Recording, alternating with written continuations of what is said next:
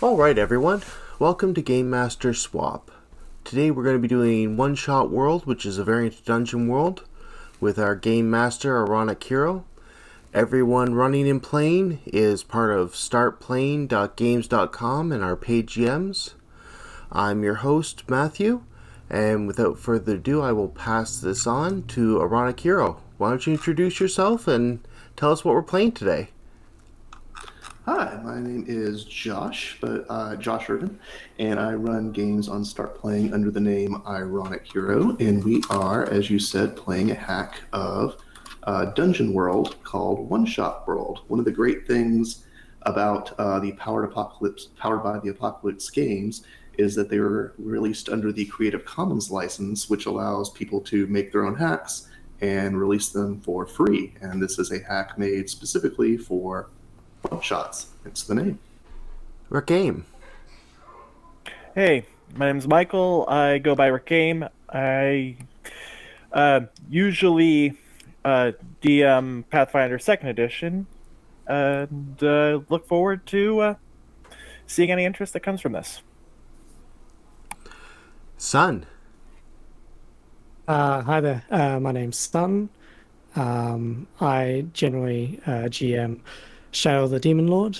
This will be my second time playing a Powered by the Apocalypse game, so I'm interested. And Kerr. Hey, hello, and thank you for having me. So my name is Kerr, and I'm DM who specialise majority of my time in D&D 5th edition, and I'm really excited to play. I've played the Powered by Apocalypse game once previously. I'm really excited to see what this edition will be like. Alright, and with that, I will be disappearing for now. Good luck, Ironic Hero, and let's lead these people through the adventure. Awesome. Well, I like to start out by just going over the rules really quickly, at least the general concept of the rules.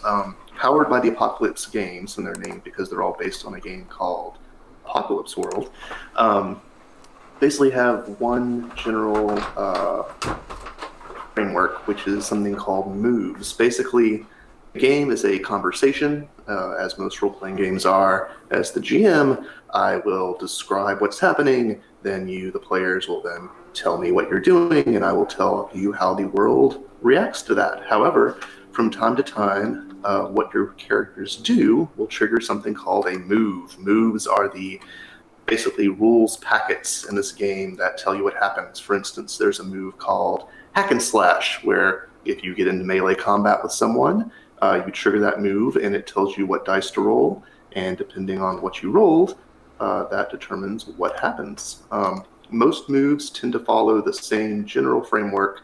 They'll tell you to roll plus one of your attributes. When they're telling you to roll, it is always 2 6-sided dice, and you add your attribute that ranges from -1 to +2. If that number ends up being a 10 or higher, you get a success. You do what you're trying to do. If that number ends up between 7 and 9, you still succeed in what you're trying to do, but there is usually a cost, a consequence, or a complication. Depending on the move, it'll give you a range of choices you can make, or it'll give me a range of choices I can make as the GM. Then if you roll a 6 or less, that is called a miss. The first thing you should always do when you roll a miss is mark XP on your character sheet, because that is the main way of gaining experience in this game. After you get 5 experience points, you can increase one of your attributes. But when you roll a 6 or less, I also get to make what is called a master move, which are slightly different. They're basically just reactions. I can damage you, I can separate you, I can take away your things, I can show you a downside to one of your class powers. Basically, I tell you something that happens and it's not good for you. So you want to roll 7 or higher, preferably 10 or higher. Does everyone get the basic idea there? Cool. I believe so. Awesome. So basically, that's the rules. The next thing I like to do is create the scenario. These games are very collaborative as far as world building and character building. When we start, I don't actually even know what the game is going to be about, other than that it is a fantasy adventure epic.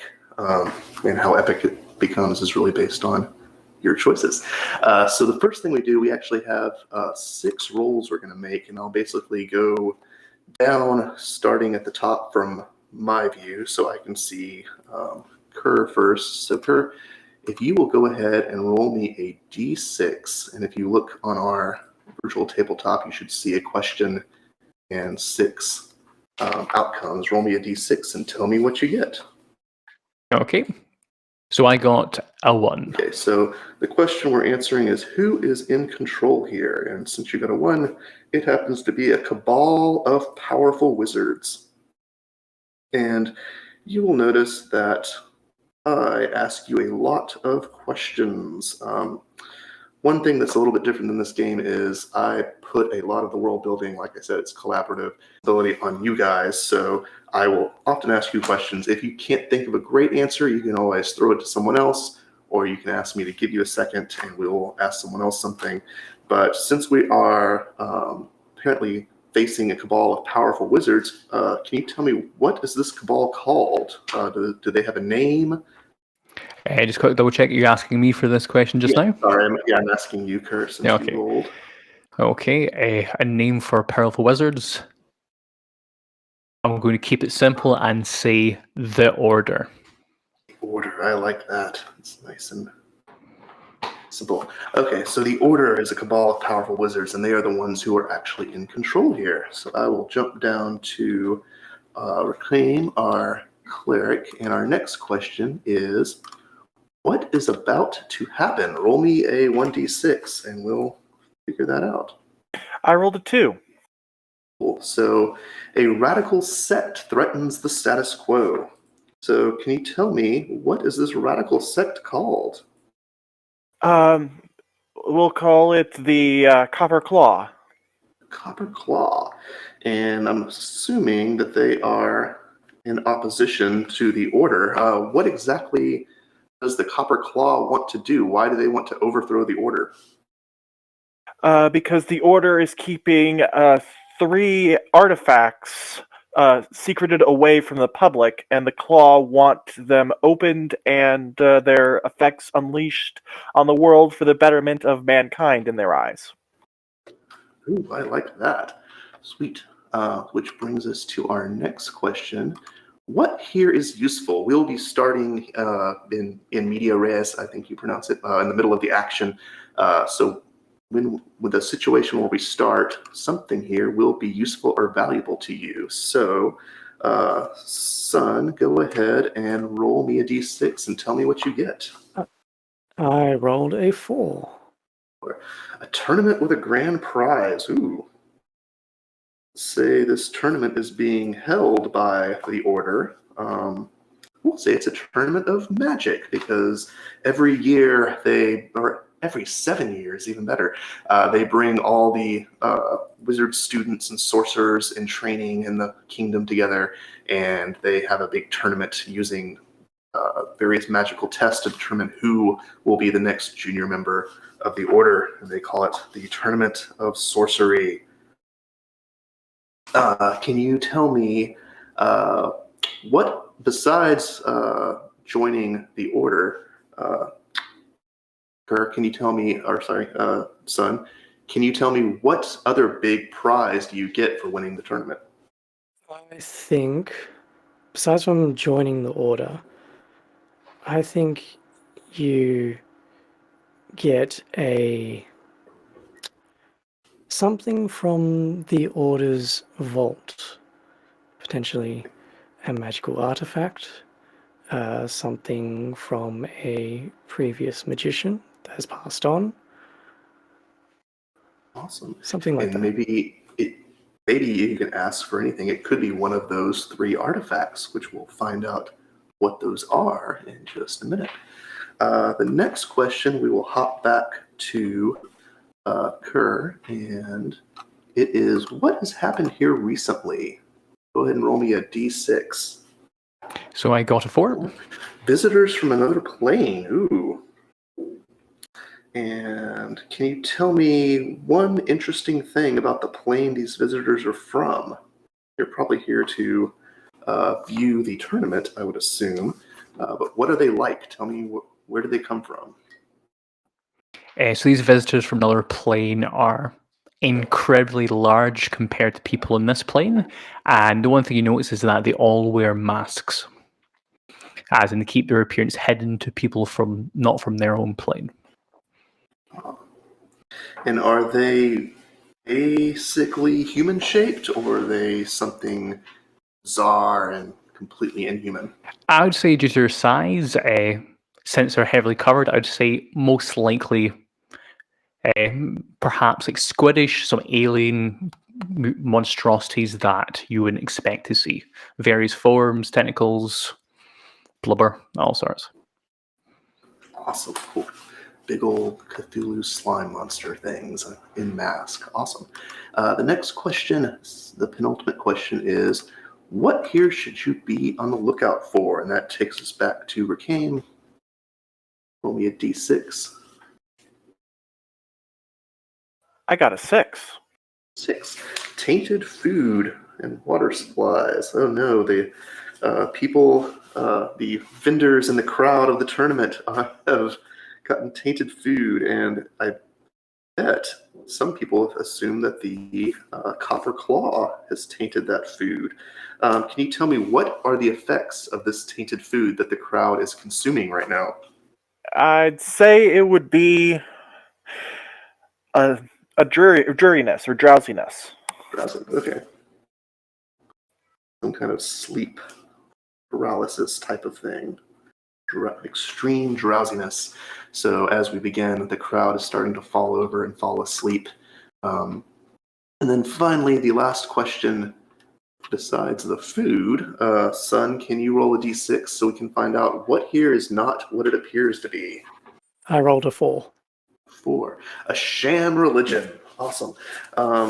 What is this sham religion? Is it the religion of the order, or the religion of the copper claw, or is it a religion that everybody shares? I think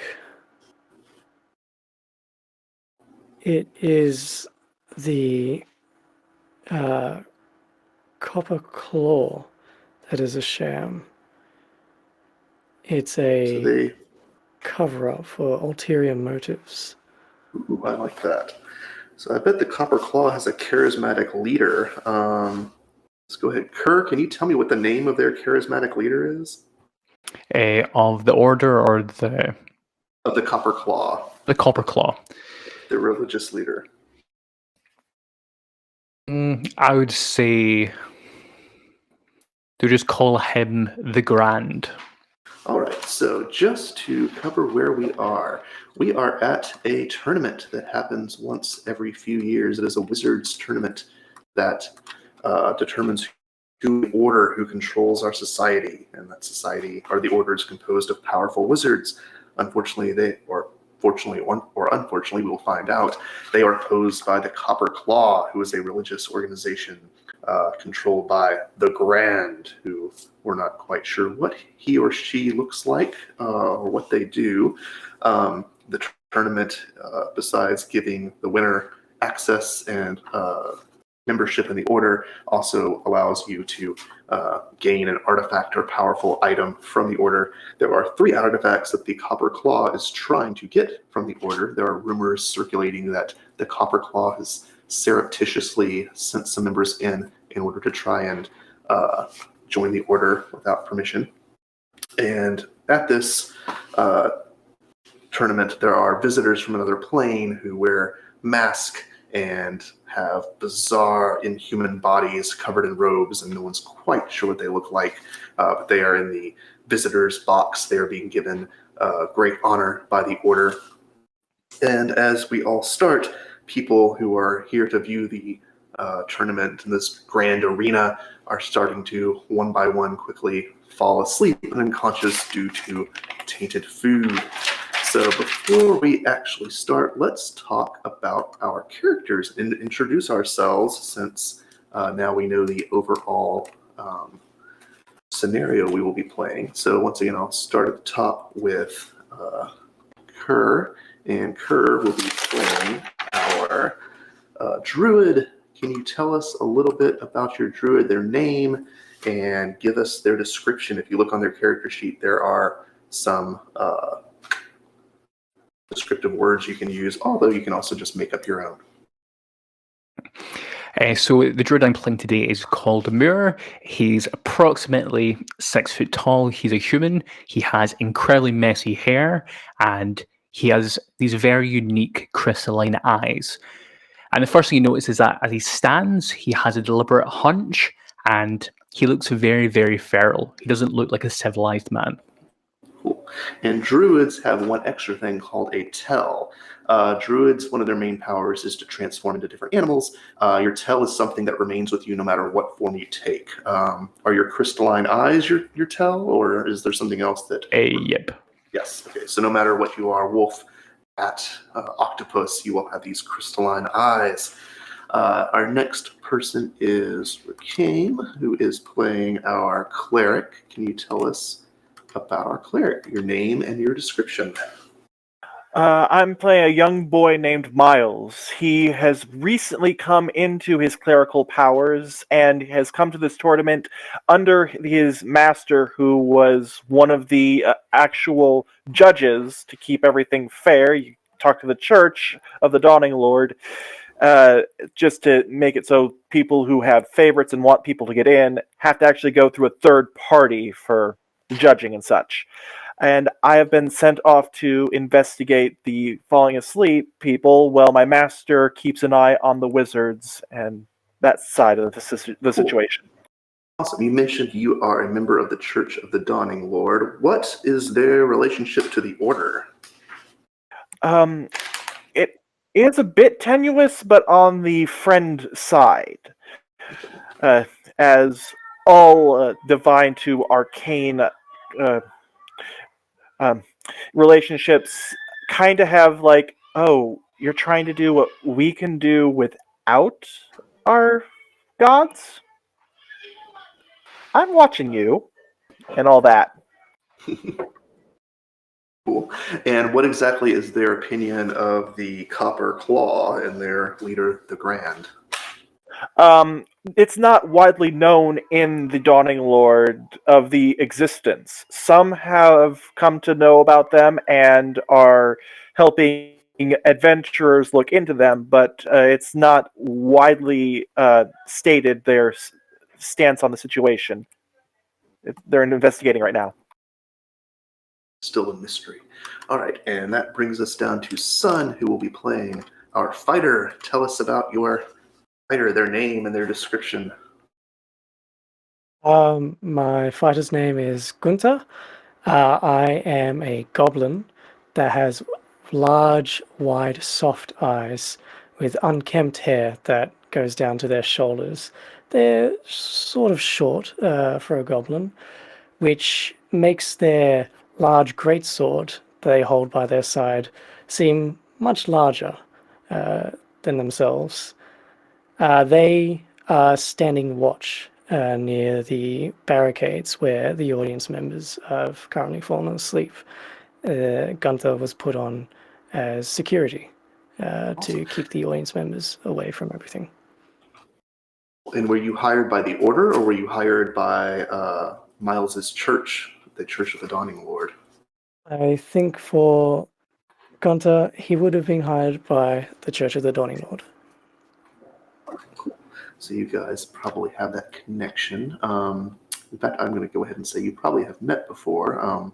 And he has been, Miles has probably been assigned to be checking in with you since you are security. We're going to stay with you, Sun, and talk about your background. If you look on your character sheets, everybody has a background, and you are the bearer. You are, in fact, the bearer of a weapon, which we will talk about in a second. But because you are the bearer of a magical weapon, you actually have a special power that you can consult the spirits in your weapon. They could be the spirits of enemies that have been slain by that weapon or the past wielders of that weapon. You can tell us that when we end up using the power. But the other thing on your thing is your drive. And I actually don't see your drive on the visual I'm using, but I can read it off your character sheet. Your drive is to avenge a wrong done to you or your allies. The ways that drives work is if at any point in the game you do your drive, for instance, in this case, if you avenge a wrong done to you or your allies, you get to mark an experience point. So keep your eye out for that. Make sure that you are trying to fulfill your drive. The other thing that comes from being a bear is you have a magical weapon, and have chosen a weapon called Beelgrim, which is a great sword of a legendary knight. The weapon can always sense the taint of darkness or chaos, and we'll be learning exactly what darkness and chaos is in this world when it starts glowing. When you strike a creature of darkness or chaos, it ignites with holy fire, and you can either deal extra damage or suppress one of its natural powers. I bet those visitors from the other plane might end up learning exactly what those things are. And we'll jump back to our cleric and talk about his background real quick. He is a member of the Dawning Lord, and it's a deity of the sun. And when you turn undead, which is one of those classic powers to push the undead back, you can also deal damage. But the main thing is your drive is to reveal the failings or falsehoods of an unbeliever. So keep an eye out for that, and that will get you some experience points. And our druid's background is of the green faith. Let's find that real quick.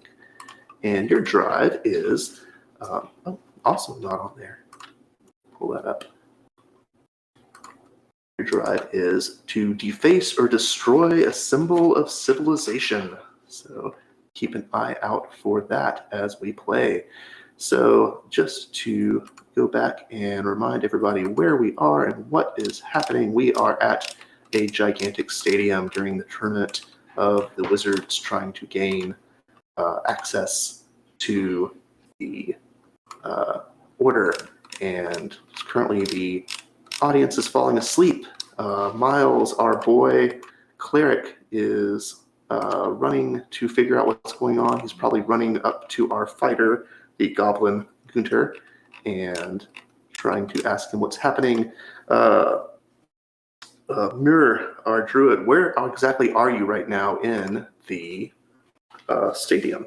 So, from my understanding, he most likely sees the stadium as a pillar of civilization as everyone's clumped together. So he will be coming in from the outside. As he arrives in the stands, he's starting to notice that various members of the audience are falling asleep, and it serves them right because they're not eating proper food from the nature, as in having this food served to them except from the wild. It's just he frowns upon it. So he'll be coming in from the stands from the back. Okay. So you're moving through the stands. When you look down on the tournament, they're in the middle of a fireball competition right now. They've got these large bonfires set up along the bottom of the arena, and each wizard is summoning their elemental flames and flinging it at these bonfires, and they're testing exactly how much fire they can produce with their magic. As this is happening, a hush is running through the crowd, and people start to fall asleep. As you guys see this happen, suddenly, just a few yards away from you, Gunter and Miles, you see a bunch of people who are kind of huddled in a group stand up, throw off their brownish robes, and they're all wearing the coppery robes of the Copper Claw Order. They all have scimitars that they have pulled out, and as people are falling asleep, one of them screams, "For the claw!" And they begin to rush towards the visitors box, where the visitors from another plane are watching intently on the thing. There aren't many other soldiers around here. Honestly, the only two people who are near enough to handle this situation are the two of you. And Moor, you are a little bit further down in the audience. When you hear this coming up from behind you, I will throw a couple of Copper Claw people onto the thing. We'll say they are these sword symbols. And we'll say that there are 4 of them. You guys are up here. And as they rush towards the box, which we will say is over here, we'll put one of our visitors in there. What do you guys do as they rush forward? Gunther, I leave Moor to turn into an owl. Sorry, Kerr, what did you say? I apologise for interrupting you there. I believe Moor would see the situation and turn into an owl, so he can see over the stadium. Awesome. So when you turn into an owl, you are using your shape-shifting power. So let's pull that up and see what that does. So when you shapeshift, animal spirits live inside you, allowing to take their shape. You pick one of those shapes below, either wolf, owl, fly, squirrel, bear, alligator, stag, etc. You picked the owl, so your 3 powers are to spot something far away, strike from above, or fly away silently. So what you're going to do is roll 2d6 plus your wisdom bonus and tell me what you get. So I rolled 2d6, I got a 3 and a 1, which is a 4, and then I'm going to add my wisdom, which I believe is a +2, so I got a 6 in total. 6 in total, so that is technically a miss. However, make sure you write down somewhere that you do have 1 hold. You still do transform into an owl and can use one of those powers.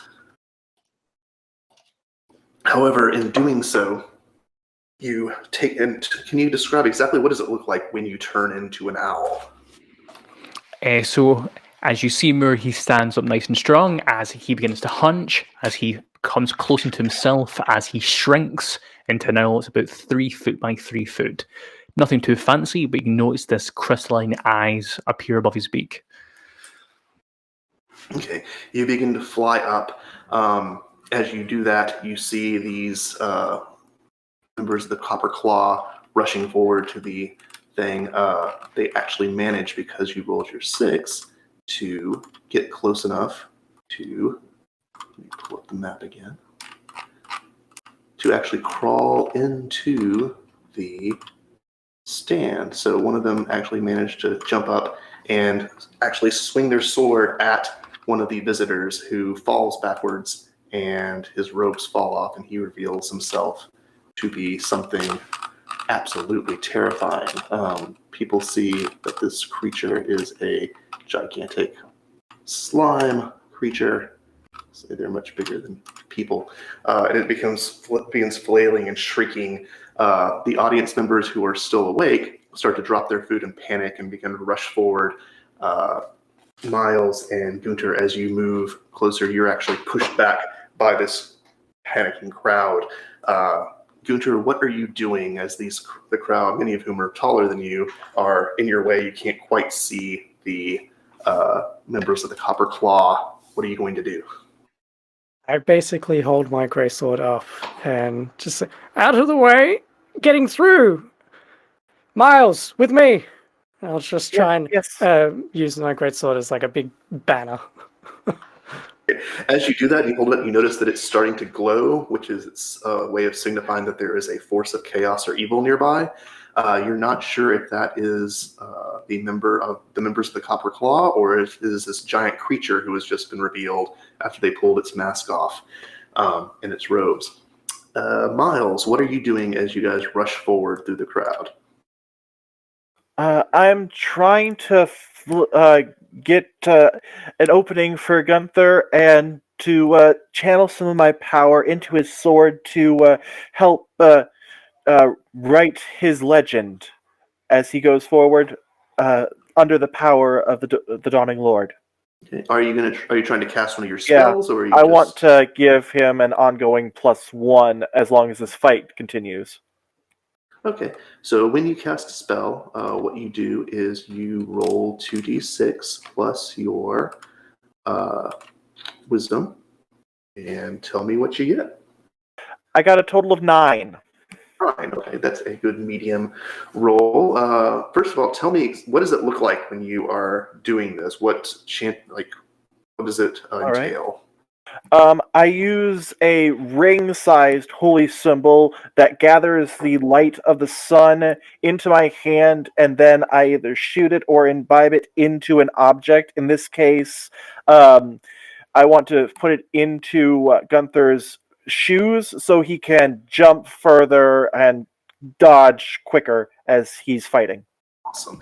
Okay, since you rolled a 7 through 9, you get to make a choice. You can either draw unwelcome attention or put yourself on the spot, or your spell can strain your devotion and you take a -1 to casting spells until the next time you pray, which is when you have about 5 to 10 minutes to sit down and rest. Or after it's cast, your deity revokes your spell and you can no longer cast that particular spell again. Which one would you like? We'll go with that one since he's so new. He just puts a little too much power into it and needs to refocus himself if he ever wants to do that again with prayer. Awesome. So yeah, make sure you mark that, and you cannot cast that spell again until you rest. Also, something we forgot, or at least I forgot to point out, Kerr, when you rolled that 6, make sure you marked experience for that, because anytime you roll a 6, you need to make sure you mark experience. Sometimes I forget to remind my players to do that. All right. So a spell has been cast. You feel your sword and your own feet and body, Gunter, become more powerful through the faith magic of the cleric. And you begin to rush forward.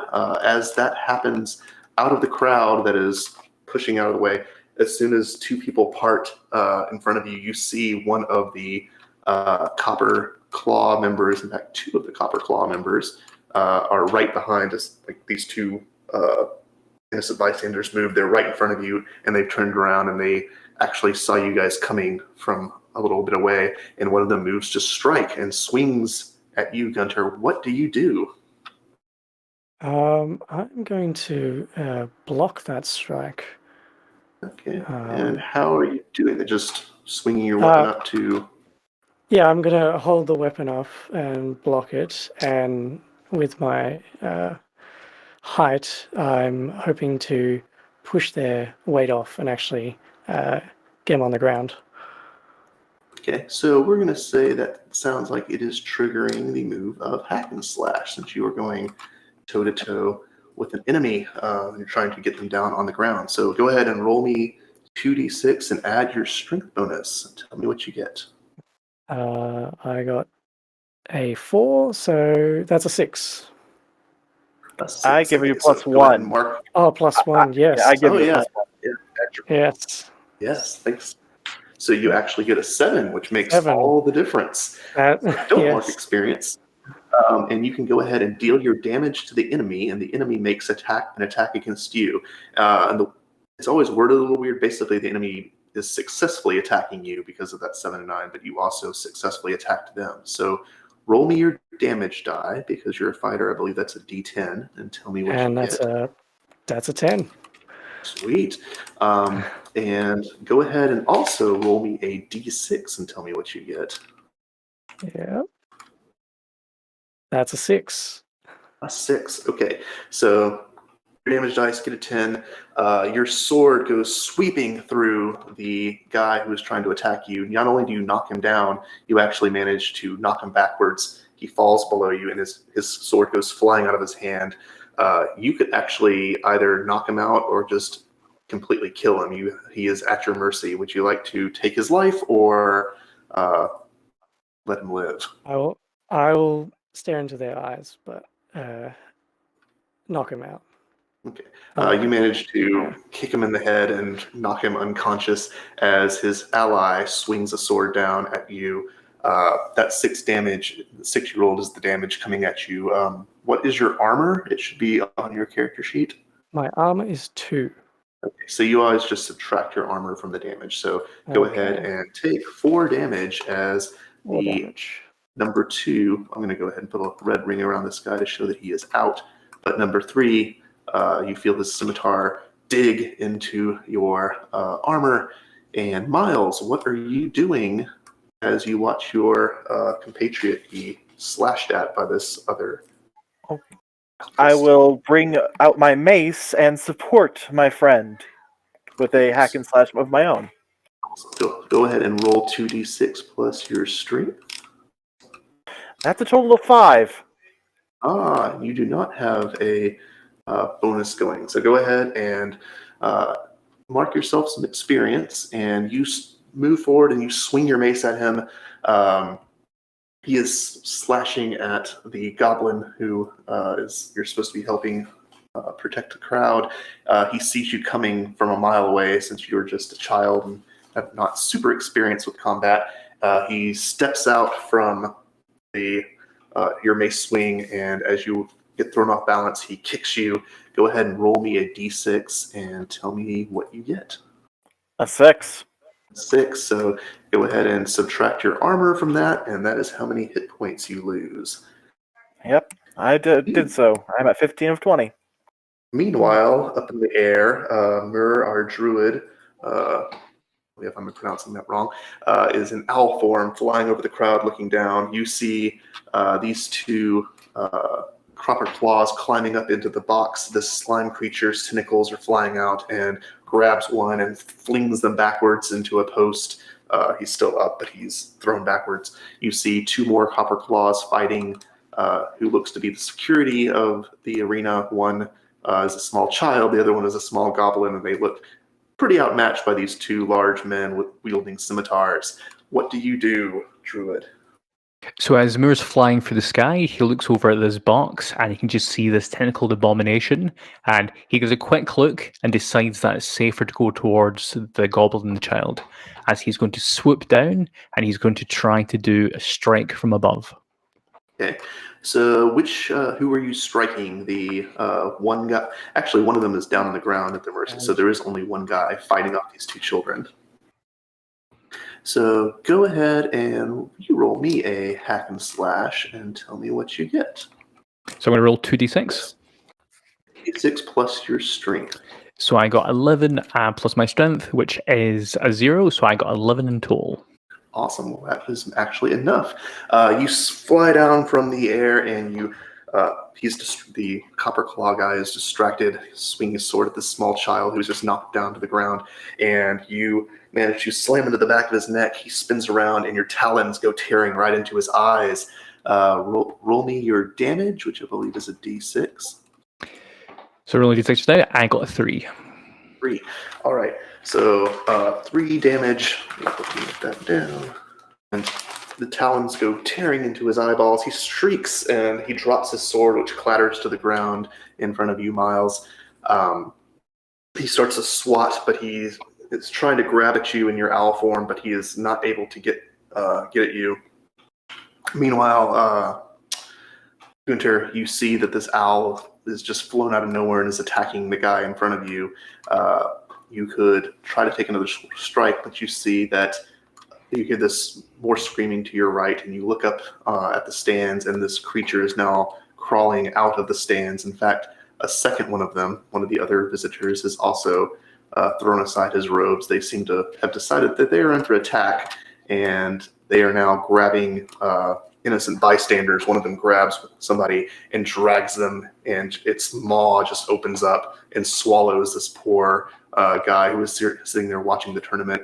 You see some of the members of the Order who are higher up in the stands in their special box beginning to panic, and they're yelling something, although you can't quite tell what they're yelling over the din of the crowd, but they seem very unhappy that their visitors have decided that it is now lunchtime, or at least time to fight back. So what are you going to do, Gunter? You can help this owl fight the guy in front of you, or he is distracted enough that you could probably deal with the giant slime monsters who are also attacking the crowd. What would you like to do? In this case, the fact that the monsters are now attacking innocents, I think I should redirect my attention to the monsters. So I shall charge for the fact that I'm distracted and hack and slash.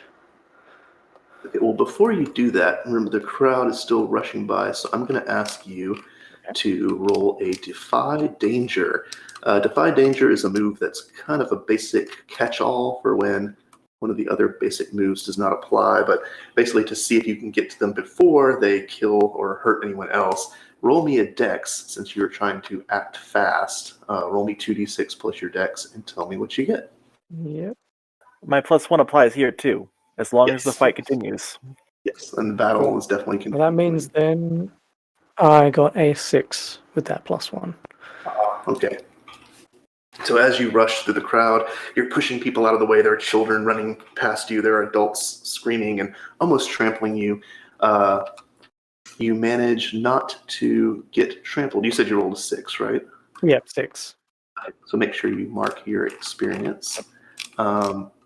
Right as you get up to the box where you think, you're pushing people out of the way, suddenly right above you is one of these creatures, and it swings, it looks at you. It's got eyes that pop up at different parts of its body. Like two of them come together to like get a 3D view of you and then separate again. And one of its tentacles goes right flashing at you and wraps around your leg and pulls you out, pulls your feet out from under you and starts to drag you towards its opening maw. What do you do? I'm going to try and cut the tentacle that's holding me. Okay, cool. So go ahead and roll me a hack and slash and tell me what you get. Yeah. That is a 10 total. And that will do it. Okay, and roll me your damage. Yep. That is a 1. Alas. Okay, so your sword comes down, biting on its tentacle. It doesn't seem to hurt it much, but it cuts just a bit of a gash in it, and it's enough to hurt the creature. Its tentacle lets loose of your leg and retracts back into its body, giving you just enough time to try to get back up on your feet. Meanwhile, there is an owl ripping into the face of this poor soldier. Go ahead and roll me another damage just automatically since he cannot seem to get you off of him. So roll me a d6 again. Okay, D6 for me, is that correct? A 1. Oh, okay. So you managed to beak and give this guy a scar on his forehead he will never forget, but he is still up. Miles, what are you doing? Your goblin compatriot has run off and you just saw him get wrapped up in a tentacle and almost get eaten.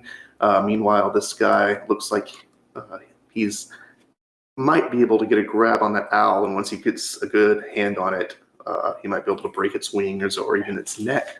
What do you do? I think I would like another ally on my side, so I'm going to go back up the owl. Okay. So what are you going to do? How are you going to back him up? Try to brain this guy with my mace while the owl is distracting him. Sounds like a plan. Go ahead and roll me a hack and slash. Total of 9. 9, that will do it. Okay. You swing your mace. Roll me your damage real quick. Which is a d6. That's a 1. Okay. This member of the Copper Claw is just full of faith and vigor because he is not going down. Your mace bites into his back. He's momentarily distracted. He pushes the owl out of his face, and he sees this child who has slammed him in the small of the back. And because you rolled a 9, you also get to take an attack for him. So roll another d6 for me and tell me what you get. 6.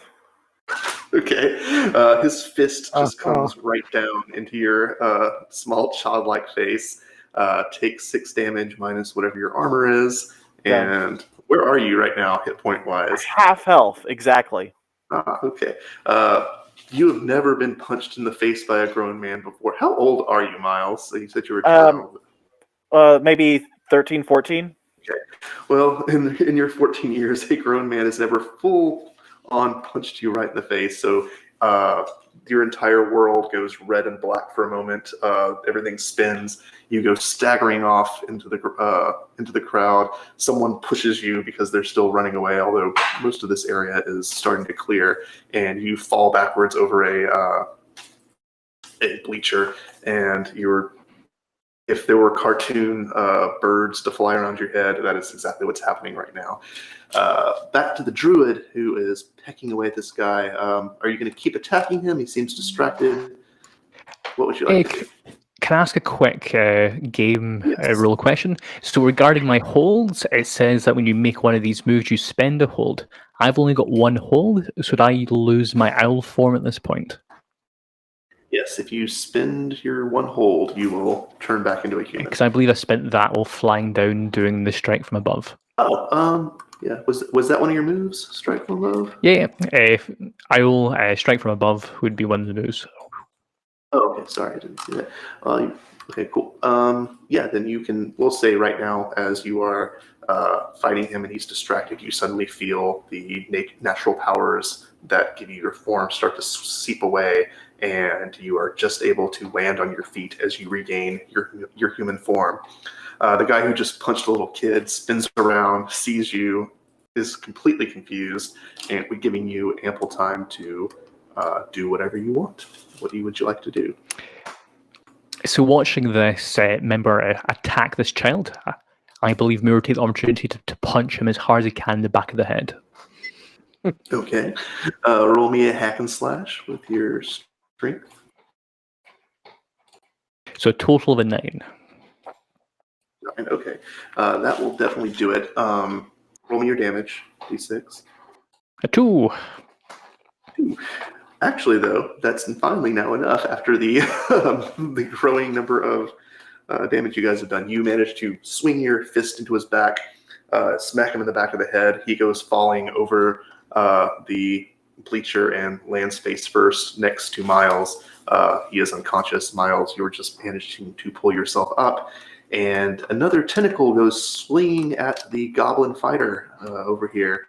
He also notices that the other slime monster has already yanked one of the copper claw people into its maw and eaten them, so they are no longer a danger. But it is moving through the crowd and actually is making its way towards those two people who just knocked out the copper claw guy. But you're a little bit too busy dealing with this giant slime monster, Gunter. What would you like to do? Another tentacle is moving towards you. In fact, 2 more tentacles are moving out on either side of you. It's trying to pull you into its I'd maw. like to just ask a question. Because I struck the monster before, and my sword reacts to creatures of darkness or chaos, it ignites with holy fire. Did anything happen there? Yeah. Yes. Thank you for reminding me of that. You could have actually either rolled an extra d4. This is definitely a creature of chaos and evil. So you could roll another d4 to add to the damage that you did, or you can stop one of its powers. And if you make that choice, then I will tell you what power gets stopped. I think stopping one of its powers might be useful in this case. Okay. When your sword cut into it, you chose to use the power of its holy energy. You see it rush up its tentacle and kind of just wash over the creature's entire body, and you see its ability to control its shape begin to it just kind of starts to jiggle and stuff, and it sort of collapses in onto itself and takes on the form of basically it shrinks down, and it's no longer got any tentacles. It's basically just a blob of green, and it seems to be temporarily, you're not sure how temporarily, unable to form any new appendages or move its eyes around. It's just a stable blob, and we'll shrink its size down a little bit to make that clear. So that's what happened when you cut its tentacle off. So its tentacles are not moving towards you, although this other one is moving through the crowd. What would you like to do? You have one that is still circling you, and it still does have a mouth to bite with, but it can't seem to change its shape anymore. And you've got a much larger one to your south moving through the audience.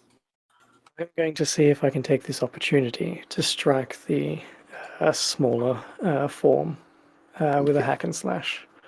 Hack and slash it. This should be a +3. That is a 10. Make sure you're adding a cleric spell. Yeah. Yes. That's 10. All right. Roll me your d10 damage and tell me what you get. That is a 6. 6. Okay. Your sword drives into it, and because its powers to mold around things have been completely taken away for the minute, you actually feel it hitting vital organs that, mind you, they're alien vital organs, so you're not exactly sure what they are, but you can feel your blade pushing through solid objects and doing actual real damage to this creature. It shrieks and screams out. This darker green liquid starts to pour from its side. It's a slightly different shade than its normal green slime, and it falls backwards and starts to try and crawl away in terror from you. Yep. I would like the sword to also ignite into holy fire as I plunged it into its body. Yeah, go ahead and roll that extra d4 then. 4. 4. As it ignites, the creature just ignites with it, and this white flame erupts around its body, and it bursts into a veritable bonfire of white holy energy, which actually begins to spread on the box and ignite the viewing box that was there. I will throw some fire on there real quick. Call it white fire because it's holy. That's my beautiful fire artwork right there. So this creature is dead, engulfed in flames. And as you guys stand over the prone body of the Copper Claw warrior, you turn around and see this slime creature moving right for you, Moor and Miles. Miles, what do you do as you're just crawling up from behind? As I'm getting up, I reach out towards the sun and start to pull in its power to cast another spell and bring the visage of my deity above us as I try and instill the fear of it in this slime monster. Okay, so which spell are you casting? The last one, a target you can see is filled with supernatural fear of you and will react accordingly until the next time I cast a spell. So go ahead and roll me your 2d6 plus your wisdom. A total of 6 because I have a -1 going forward from the other spell. Oh, I thought you chose to not be able to cast that one spell again. And yeah, the spell itself gives me a -1. That's why I didn't choose the -1. Oh yeah, okay. Sorry, I forgot about that. Okay. So you got what did you get again? Sorry, a 6? Yeah, 6. Okay. So you raise your hand and try to pull down the holy energy. Unfortunately, that punch to the face made you not quite remember the prayers that you've been studying all your life.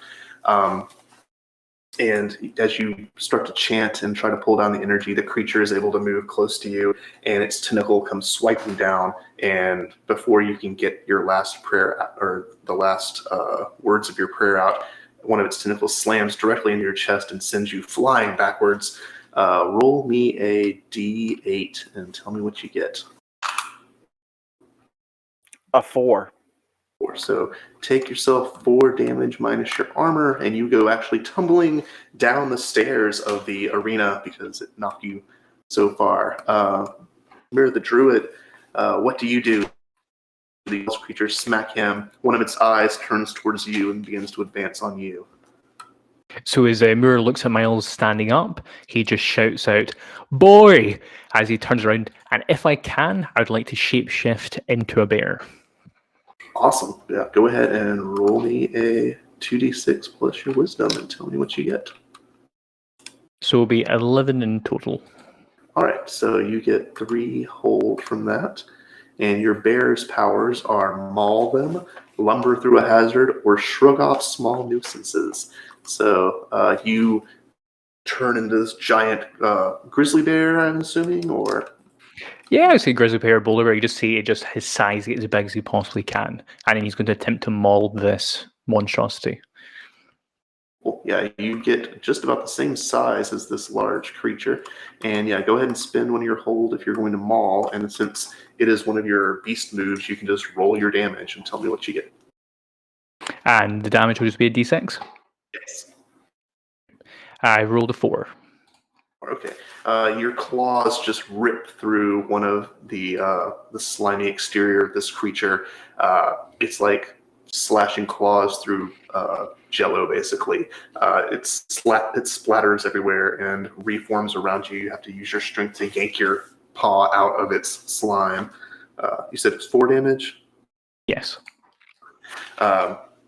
You roar at it, it roars back at you, and actually you see the slime try to take on the shape of a bear, like it's copying you, and 2 of its tentacles take on the shapes of bear claws, and it slashes back at you.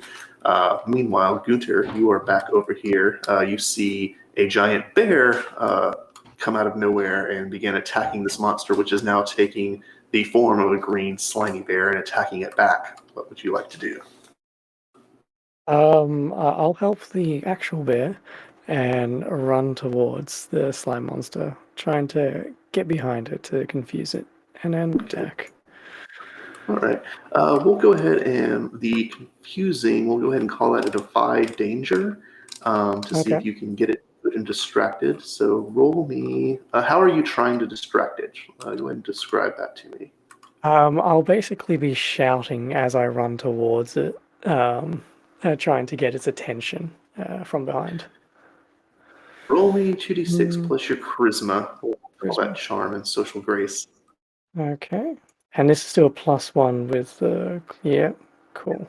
So Plus this one, is a thank you. +2. This is a 6. 6, okay. So you manage to move around behind it, and you're yelling and distracting it.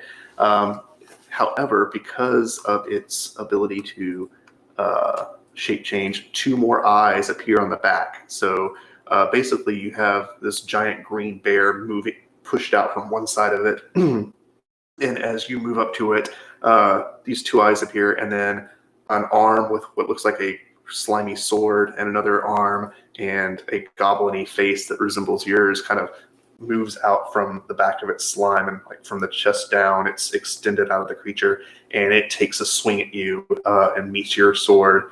The slime wraps around your sword and swings you and throws you to the ground, and your sword goes rolling underneath one of the bleachers. So you're going to have to try and crawl over there and grab it before you can attack again. Druid, you are still a bear. What would you like to do? So I will try to bite down on this disgusting green bear. At this point, Moor doesn't even know what this creature is. Is it him? Is it another bear? So he's just going to attack and just hope for the best. You notice as you're attacking it that shifting underneath its skin, like it seems to be forming actual bear organs underneath there. So you think that if you attack it in the same areas a bear would be vulnerable, you might be able to do more damage. So are you trying to maul it, or spinning your... Yes, I'll spend my hold to try to maul it and try to bite it towards the neck or chest. Okay, roll me another damage die. So I got 6. Okay. So that drags him down. And you're right in your assertion. You're able to notice that you bite right into its neck, and it has formed something akin to a jugular vein. And as your teeth tear through the slimy exterior, your mouth fills with this green, acrid, terrible tasting thing that throws you back. Go ahead and roll a Defy Danger for me with Constitution to make sure that you do not necessarily get poisoned from ripping into this thing with your mouth. So just roll 2d6. Right, so we're going to roll 2d6. Plus Constitution. So a -1, so I got double check, a 7. 7. Oh, okay. So you managed, it says you stumble, hesitate, or flinch. So you managed not to swallow any of the poison. But in the meantime, you've got this green slime that's up in your nostrils and in your mouth. You can either spend your time, I'll basically give you an ugly choice, which is one of my things I can give you. You can either manage to spit it all out, but in doing so, you are distracted for a while and it manages to make another attack on you, or you can try to maintain your attention on the creature, but in doing so, you accidentally swallow some of the poison, and you end up with a something called being poisoned, which would give you a -1 to all Constitution checks for the next few scenes. What would you like an ongoing -1 to your Constitution, or to take damage? I believe Moor, since he's in this animal-like frenzy, he would just keep on biting. So he would ingest and he would take the -1 to Constitution. Okay, so go ahead and mark that down on your character sheet somewhere, or on a piece of paper. And that is one of the things about this hack. In Dungeon World proper, there is a poison status you can mark, but it's not on your character sheet, so we'll just use the same general rule. You have a -1 on your Constitution checks. Since you are continuing to attack, do you want to spend your last hold and do another bite and see what happens? So it's a 2 for damage. 2, okay. You rip more with your jaws and do a bit more damage. It shrieks, and its bear form falls backwards and collapses back into its slime body. It's still going and it's still moving tentacles, but you seem to have hurt it enough that it cannot reform a bear shape. However, it still has a goblin shape, which swings around to meet you. But in the meantime, our cleric has finally gotten back up and is able to right himself on the steps. What would you like to do, Miles? You were watching a bear choking and ripping apart this green monster, and your goblin friend's shape has moved out of the creature's body and is now trying to attack the bear. I would like to get my friend's sword back in his hands. Awesome. You can move over there and do that. We'll say you're defying danger while trying to move quickly. If you succeed, you'll be able to grab the sword and give it back to him in one quick action. So roll me a 2d6 plus your dexterity. 3. 3. And that's after. Oh, that's. You managed to go ahead and make a mark experience. How many experience points have you gotten at this point? I think I have 3. Okay, so you're moving up towards a higher score at some point. So you crawl towards the sword since you see your goblin friend moving for it, and as you get to it, you grab it, but in the jumble, audience member runs past you, kicks your leg, and you grab onto the sword, but with your hand, and it goes over the blade. Roll me a d4 minus 1, and we'll say that's how much damage you take. You might manage to get 0, but we'll see. I got a 3. Does my armor still activate? Because it is not exactly physical armor. It is just a holy blessing. Okay. Yeah, we'll say that. Yeah, you can. So I take subtract 2 your armor from damage. it. Okay, so take your 2 damage. You pull your hand back, slightly bloody, not having been able to grab the sword. But Gunter, you are crawling towards the sword. Go ahead and we'll say actually by this time, we'll say roll me a defy danger. See if you can get to the sword since there is still a crowd of people running past you. Yep. Roll me 2d6 plus your dexterity. Careful, Miles. I got a 9. 9. Okay. You manage to grab your sword, get it up. It immediately bursts forth again with holy flame since you were near this gigantic creature. But you have an ugly choice to make. Since you are standing here, you can either have the time to rush forward towards it and get a good hit in, or you can move around and try to get a better view of exactly what it's doing. You're watching your doppelganger goblin attack this bear. Basically, if you attack the goblin part of it, you'll get a normal hack and slash. But if you swing back and try to attack one of its flanks, you can do that, but it'll get another attack on the bear before you're able to do that. I want to get to the aid of the bear as quickly as possible. Okay. So I'll go for my counterpart. Okay. So go ahead and roll me a hack and slash and tell me what you get. Plus 3, 11. Okay, cool. So that is a hit, and you don't even manage to take a hit back. So roll me your damage and tell me what you get. And I think I'll stop its powers. Okay, cool. Yeah. What's your damage? 7, sorry. Sorry. Okay, let's see. 7 damage. Well, not only do you drive your sword into it and you use its power to stop the goblin part of you collapse. The goblin part of it collapses back into it. The entire thing shrinks down into its normal form without any of its tentacles or shapes. But also because of the amount of damage you did, you managed to drive it into what is its equivalent of a heart, whatever is keeping it going. And this creature also screams, more green poisonous goo pours out of its mouth, and it collapses in on itself into just a big puddle where this acrid smoke is kind of pouring out from its remains, and it lies in a dead puddle at your feet. You have Flip the defeated. sword of goo and ask both of them, are you both alright? All right. Ow! I'll yeah. be okay. Did you spend all your hold, Druid? Or are you still in bear form? Yes, so Moor As soon as I did that last bite attack, as I'm filled up with his poison, you can just look at Moor and you just see he's coughing, spluttering, and there's goo in his hair. And even without the goo, Moor doesn't smell too nice, as in he's not particularly the most cleanly person. And you see this partly robed guy with hair in every direction, just coughing, staring at you, as he gives you a quick nod towards the goblin, and he just looks towards Miles the boy, just making sure he's okay. Alright, so you are back there. Miles, are you okay? How's your hand doing? It's bleeding a little bit.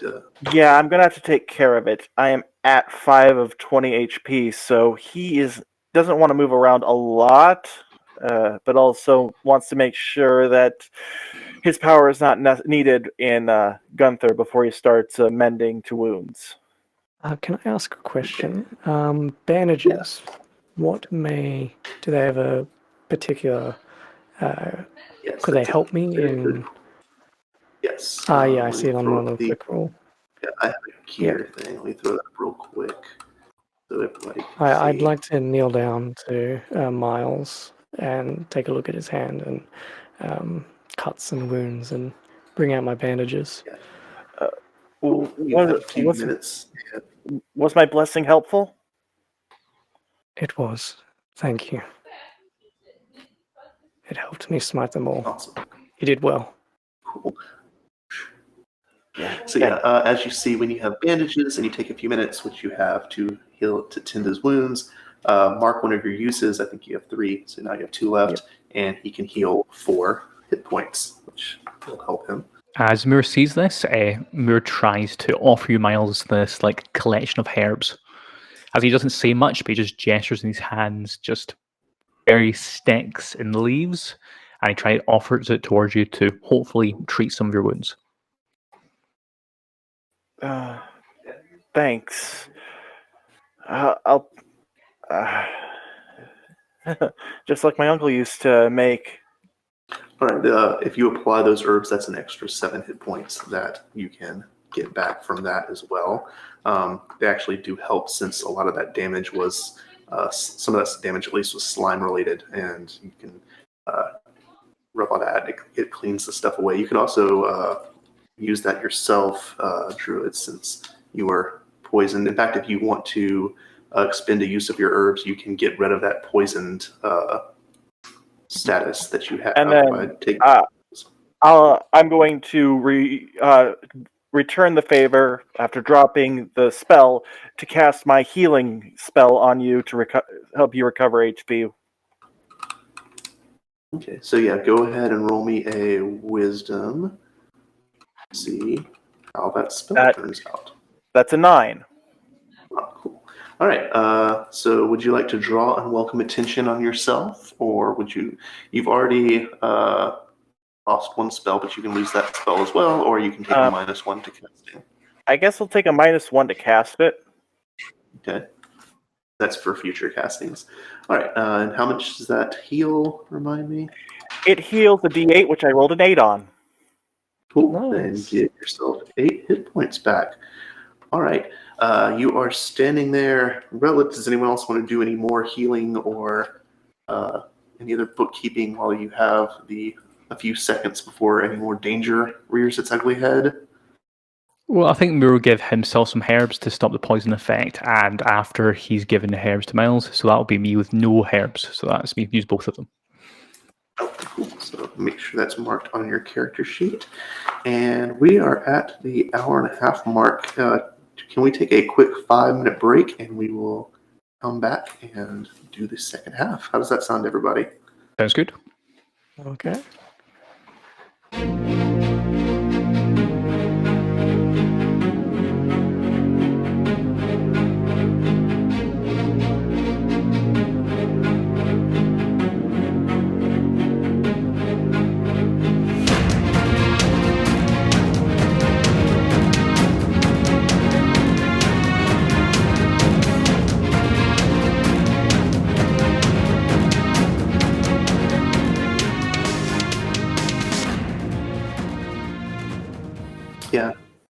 Yeah. I would obviously, if we were playing a real game, I would have let you guys choose your backgrounds and powers and such.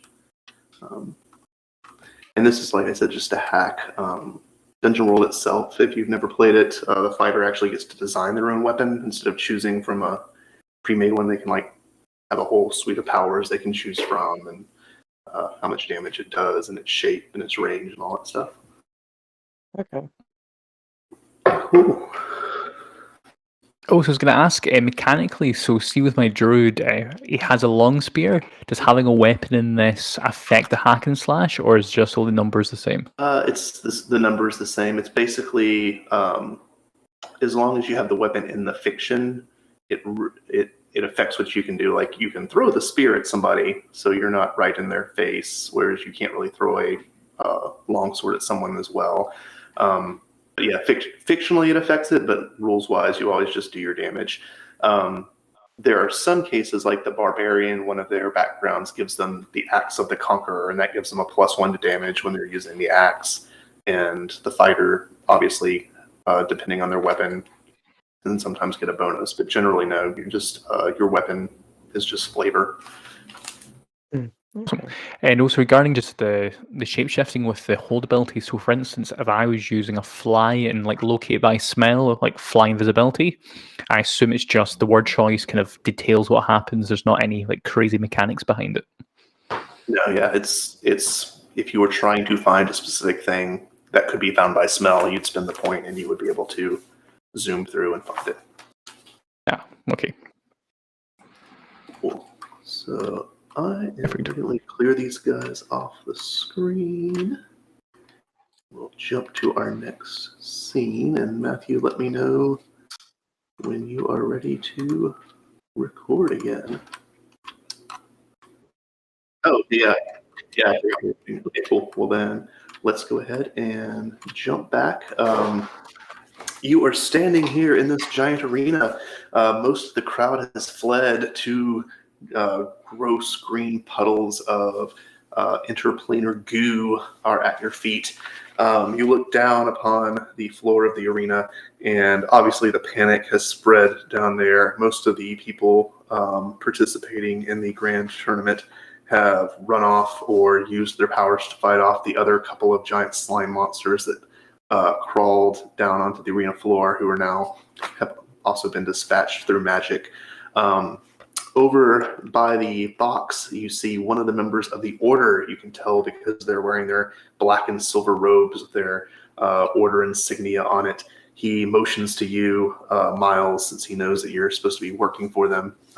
He also realizes the goblin is probably in their employ as well, and doesn't seem to pay much mind to the druid. He motions you over and declares, quickly, there's more of those, the copper claw. I saw some of them. He points down to one of the entrances to the arena that leads down into the the catacombs underneath the arena where they keep animals and equipment and all that stuff. This arena is used not only for the magical tournament, but for gladiator combats and theater productions. So there's all sorts of different stuff underneath. You guys seem to be the closest guards that he can find. Quickly, you must stop them. And you see that he's right. There are at least 3 people in those copper claw robes who have come from another part of the crowd. They've gotten down onto the arena floor, and they are running down into this doorway that leads into the under parts of the arena. What do you guys want to do? Will you both come? I really need to go. Moor looks and points at his back and turns into a stag. You got it. And I get on. Awesome. I'll try and get on too. All right. Yeah, we are both smalls. Yeah. Awesome. And what are the stag's powers? Let's see real quick. So the stag stag moves. Oh, you can read them for us. Yeah, so it's run tirelessly, move gracefully through danger, and hear unseen danger. Okay.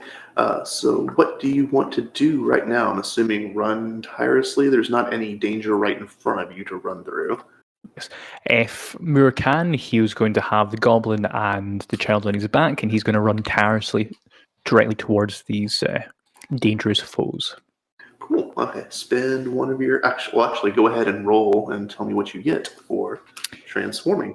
Plus your wisdom. So be an 8 plus wisdom, so wisdom is a +2, so that'll be 10 in total. Awesome. So you take your stag form. You've got 3 hold. Spend 1 down to 2, and the stag gracefully jumps over the bleachers, moves down through the thing, jumping back and forth, and then down into the arena floor. It manages to hop over the various puddles of goo, a couple of tournament participant wizards who happen to be half-eaten or melted by acid. You happen to hop over them. They are beyond help, you can tell. And you make your way to the entrance just as the 2 members of the Copper Claw that you were chasing are trying to get down into this tunnel. So let me pull them up real quick. And we will draw ourselves a little tunnel entrance. Great. So here is the entrance. And they are trying to get in. 1 and 2. There's actually a doorway right here that is a little 2-part doorway. And their number 2 is just opening it up to try it again, and number 1 spins around and sees 2 small people riding a stag. Looks a little bit confused, but isn't even quite sure if you guys pose a danger. He looks at you, stares at you, spins around, and number 2 is opening the doors. What do you guys want to do? Well, this is a Moor, great if he can, sword. he's going to try to ram. Sorry, Mur, what were you doing? Go, Moor. Sorry, if you want to go first, as I'll explain in a second. All right. I just think, well, there's a great sword in this situation, so let's see if I can give it a little more kick as I channel my power to increase the damage of Gunther's sword. Awesome. Okay, go ahead and roll me for your spell. And I don't think you've had time to actually rest and pray, No, so I think you've still got that that's minus true. 1 going. Yep. I got a total of 8, so this is the one casting of this spell. Okay, so Okay. this is the +1 spell. Plus 1d4 to a weapon's damage, as long as I'm holding it at the time of casting. And as it is a great sword, I can hold it while the goblin's holding it. It's big enough. Okay, cool. So you put your hand on there, cast your spell. The power runs through it, and you feel the ability to do that in the future. Wisp away from your mind until you can reconnect to your deity, the Dawning Lord. Until you feel your sword gain even more power, and you feel this holy energy run through your arms. The number 1 Copper Claw guy turns around, watches this, and sees you guys advancing with a weapon. He yells, "Quickly, get the door open!" Pulls his scimitar and runs to meet you I'm gonna hold it guys. like a lance on the stack. Okay. As they're advancing, what do you guys want to? Oh, go ahead and ask the druid. Are you still in stag form, or what are you going to do? Oh yeah. So as this is happening on my back, and he looks up and Moor sees the situation, and he thinks, a lance. So he's going to put his head down, and he's going to charge and try to direct the sword with this child and goblin combo directly into this person. Alrighty. So you rush forward, antlers down, sword up, 100 different pointy damage-doing surfaces on the front, and directly burst right into him. Let's say we'll give... you know what? The move you are doing, I will say, is actually you are aiding. We'll say you're aiding Gunther's eventual hack and slash, since you are a stag and you are using your force and power to do that. So roll me. I guess because you're using your quickness, it's going to be dexterity. So roll me 2d6 plus your dex and tell me what you get. Okay, so I got 11 with the dice, and then plus my dexterity, it is a 0, so it'll be 11 in total. Okay, so that's a hit. So you can give them a +1 for that. So as you guys move forward, go ahead and add your +1 to your hack and slash roll, Gunther, and we'll see what happens. Yep, so this is a +3. 8. 8. Okay, cool. So with a 7 through 9, which is an 8, you deal your damage to the enemy, and the enemy makes an attack against you. So go ahead and roll me your damage and add that spell's damage to it, and tell me what you get. That is a 6. And the spell adds how much? Oh, both together. 3 from both dice. Yeah. Okay. So 6 damage, and how much do I give these guys? That's actually just enough to knock this guy down. Your sword goes ramming through him. Your antlers go ramming through him. Miles, your added mass help with that, and you just run right over this guy, knocking him down, slashing through him. His sword goes flying and lands onto the ground next to him. He is not quite dead, but he's pretty much out. He has been trampled and cut and bruised, and you leave him in the dust behind you as you get to the guy at the door, who turns around, sees you, and says, "Please wait before you cut me. You have to help me. We have to get to the artifacts before they do. Or who? Before the outsiders do. Those creatures that they brought here. They came. We learned that they came here to destroy the 3 artifacts. Which, by the way, Miles, you mentioned that there were 3 artifacts earlier. What are they exactly? Let's go. Actually, you can tell me about the first artifact, and I'll ask the other 2 guys. I was going to go with the classics. I was going with the classics. So first one's a bell.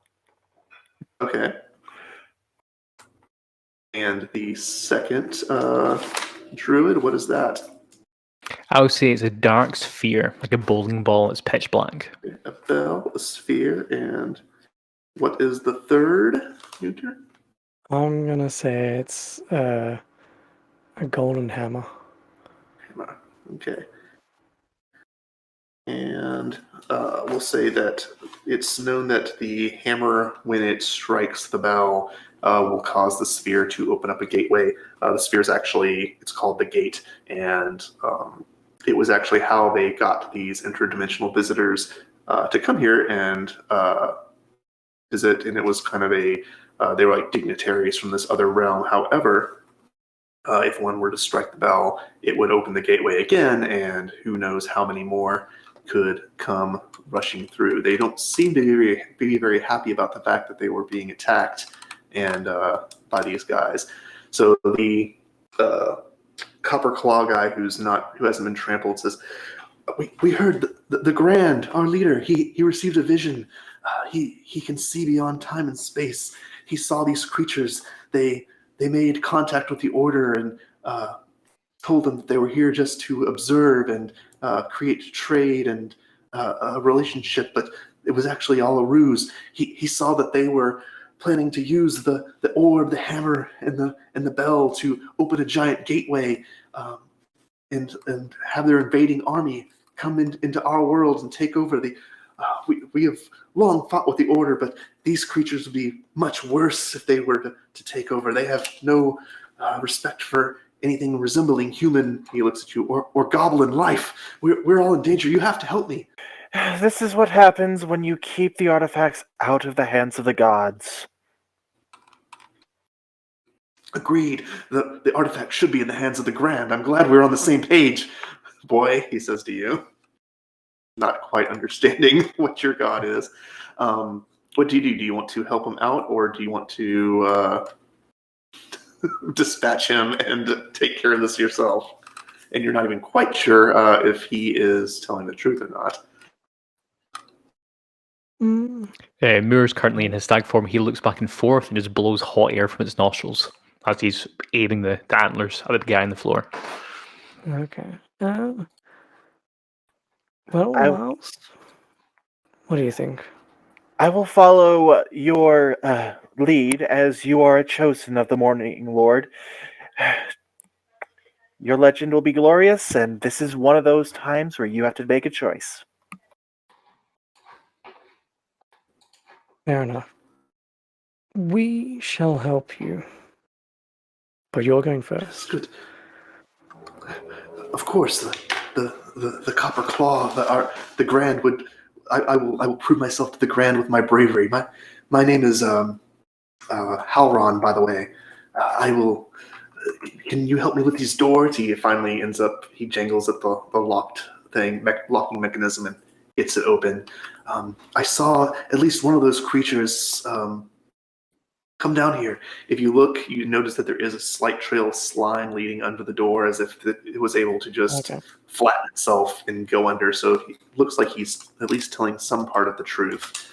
One of those creatures has been down here, and it looks to have gotten down. So you open the door, and down in front of you is this dark hallway leading to a set of spiral stairs that lead further under the arena. And I'm assuming you move forward. Pointing out one thing, I got an 8, meaning I would have been attacked back. Sorry. You're when you trampled the guy. Yeah. Yeah, go ahead and roll me a d6, and that's how much he managed to hit you as you. Wanted to be fair, 2. So 0 damage. It's fine. Okay. I guess it didn't matter. Yeah, you were fine. You have a slight bruise that will go away from just the force. He didn't even damage you. It was the force of your movement slamming into him. So you have a slight ringing in your ears. Okay, you move deep into the tunnel. Steve, as we move in the tunnel, is it possible to hear for danger? As in, with the stag, I've got an ability called Hear Unseen Danger. Is it possible for me to spend a hold and listen before we descend? Yes. Go ahead and spin that hold. And I'm going to go ahead and say the guy you trampled is not able to follow you guys. He's crawled off and is tending his wounds. Go ahead and spin your hold. You note that you listen, and at first it seems like whatever moved in here has already moved down into the underground section. But then you notice a drip, drip, drip coming from above. Your stag eyes look up, and you see one of those. You see something. At first, you think it's just the ceiling, but then it moves suddenly, and you realize the ceiling is kind of a dark green that it probably should not be. But you have more than enough forewarning to be able to let them know that there's one of those creatures. It looks like it's conformed itself to the ceiling and is trying to hide, but you have noticed it due to you spinning that hold. So Moor sees this. He's going to drop from his stag form. At this point, Miles and quick little check with Goblin on the shoulders. Are you still currently riding the stag just now, or are you walking next to him? If we're going downstairs, I'm gonna get off. Yeah. Okay. I would have been riding if it would have been comfortable for you. I'm still concentrating on the spell I have set since there's no duration. Okay, so I'll just make sure that they're safe. He's going to drop stag form and stand up as a man as he then towers above the Goblin and Miles, and he just points at the ceiling. I think we should wait. Look, so he just points to the ceiling. Are you whispering this to them so it doesn't hear you? So I'm grabbing Miles and the Goblin by the shoulders. And the best way to describe it is, since I am towering above them, I'm looking down and whispering each of their ears as you just see the Goblin holding a massive sword. I'm whispering in the ears, and I'm not telling the guard in front. Oh, you're not telling Halron? Nope. I'm leaving Halron to do Halron things. I see. Okay. Halron marches forward over his shoulder and says, "Come, we must hurry. And then this green, massive tentacle falls down from the ceiling and wraps around his neck and yanks him up as he manages a scream that's slightly muffled by the fact that the green slime is already running up into his mouth and into his nose as he's being pulled. You see his legs kicking as he's going up into the shadows above. What do you guys do? I'm going to use that opportunity, since it's distracted, to give it a good old stab going underneath it. Can I reach? Yeah, you can reach the tentacle that's around him if you jump. So okay, I'm just going to go for a jump into the ceiling. once this attack is over, you're pretty much unable to reach it because you're Yeah. goblin and it's up on the side. So yeah, roll me a hack and slash. Is there any way Moor can try to lift the goblin up, or is that something I can't do? Yeah, you can go ahead and do that. We'll just go ahead and say you do that. That helps him reach. Just grab him from behind and push him up. You don't have to roll for that. So you're up in the air now, Gunter, and it's much easier. I got a 12. Well, that'll do it. Roll me your damage. Yep. D10, D4, and then another D4 with with my sword as well. That is a total of 10. Wow. As a holy fire. You managed. Yeah. Yeah, your sword ignites in flame. You, because you're being held up, are able to swing it right through the tentacle, severing it completely. That dark green ooze pours out, and the creature on the ceiling shrieks and retracts the end of its tentacle back. Halron falls to the ground. The tentacle just kind of melts. Since it's now been severed, it just becomes liquid and just runs all over him onto the ground. He starts coughing, and but his eyes are watering, and his skin almost seems like tinged with green because looks like he's consumed some of the stuff that went down his throat. But he's able to stand up. The creature on the ceiling starts moving away towards the spiral staircase, which is what that's supposed to be.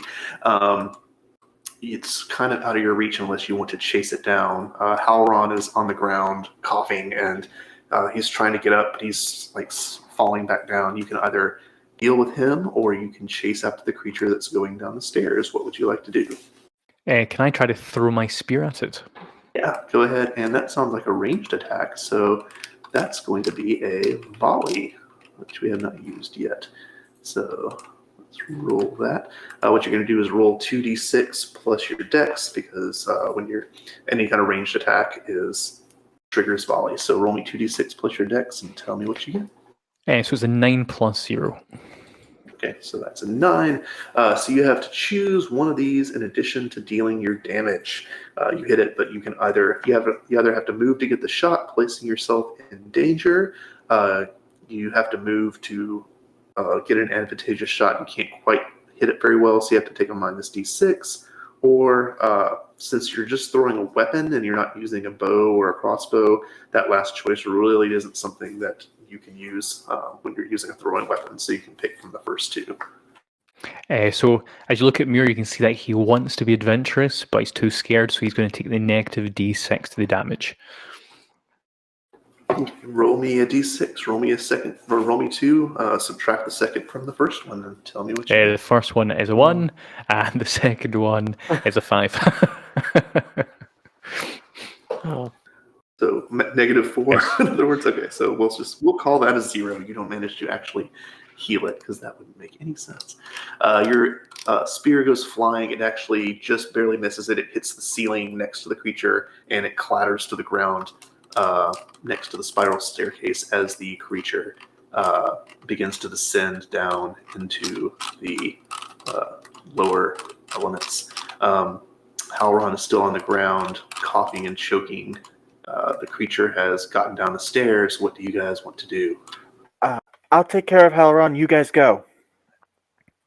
If that's okay with you, then I'll just run off then. Okay, you guys go running towards the stairs and start to descend. What are you doing with Halron? He's choking and he's actually getting worse as he's... I'm going to take out a powder used to, when combined with a slime-like substance, become a solid foam that can be pulled out of something. It's used just in case the wizards, while doing their flying competitions, start to fall out of the air and need an instant sponge to land on, soft instead of the hard ground. Like that. Are you pulling that from where you get Adventuring gear? Is that your adventuring gear? Yes. For those of you who are not familiar, one of the things you can have is adventuring gear, and you can mark off any mundane but useful item. And that's the great thing about this game is what counts as mundane? Whatever we decide is mundane. In this world, slime, wet slime foam maker is. Yeah. What do you call this substance actually? We would call it bubble weave. Bubble weave, okay. Yeah. You pour some bubble weave down onto the thing. It does its job, and you're able to yank this gross green foamy slime out of his esophagus/lungs, and he can finally breathe. He takes this deep breath. Thank you. Perhaps the Grand wasn't entirely right about the people of your faith. He pats you on the arm. You were a good person. Maybe I'm wrong about what I've been taught. From what I've been able to find out, there may be a bit of truth on your side as well, but largely, yes. Yes, come then. We must help your friends before it's too late. Let's go.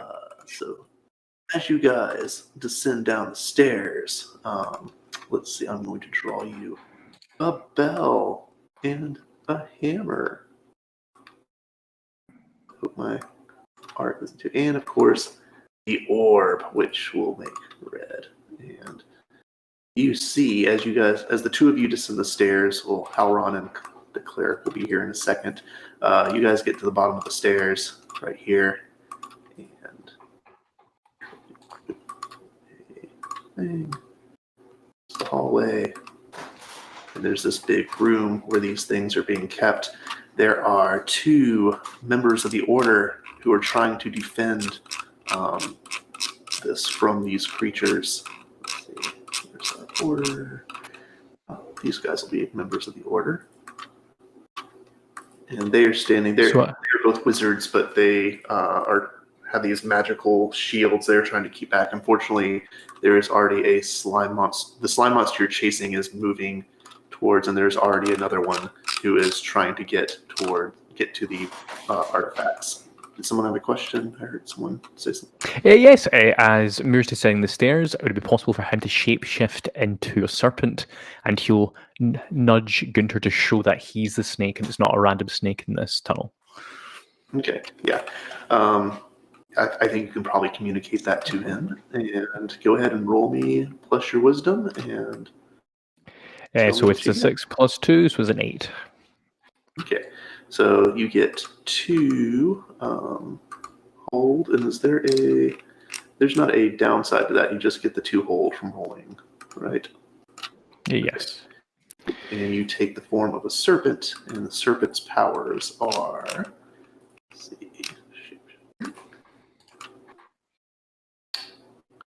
venomous bites, slither silently, and lie in wait. So that's your choices to make. Miles, you see him take the form of this viper-like creature who's now a snake. Sorry, not Miles. Gunter, you see him do that. Gunter, what are you doing as he is transforming into a snake? And you are seeing these two wizards trying to fight off the slime monster that is getting closer and closer to the hammer.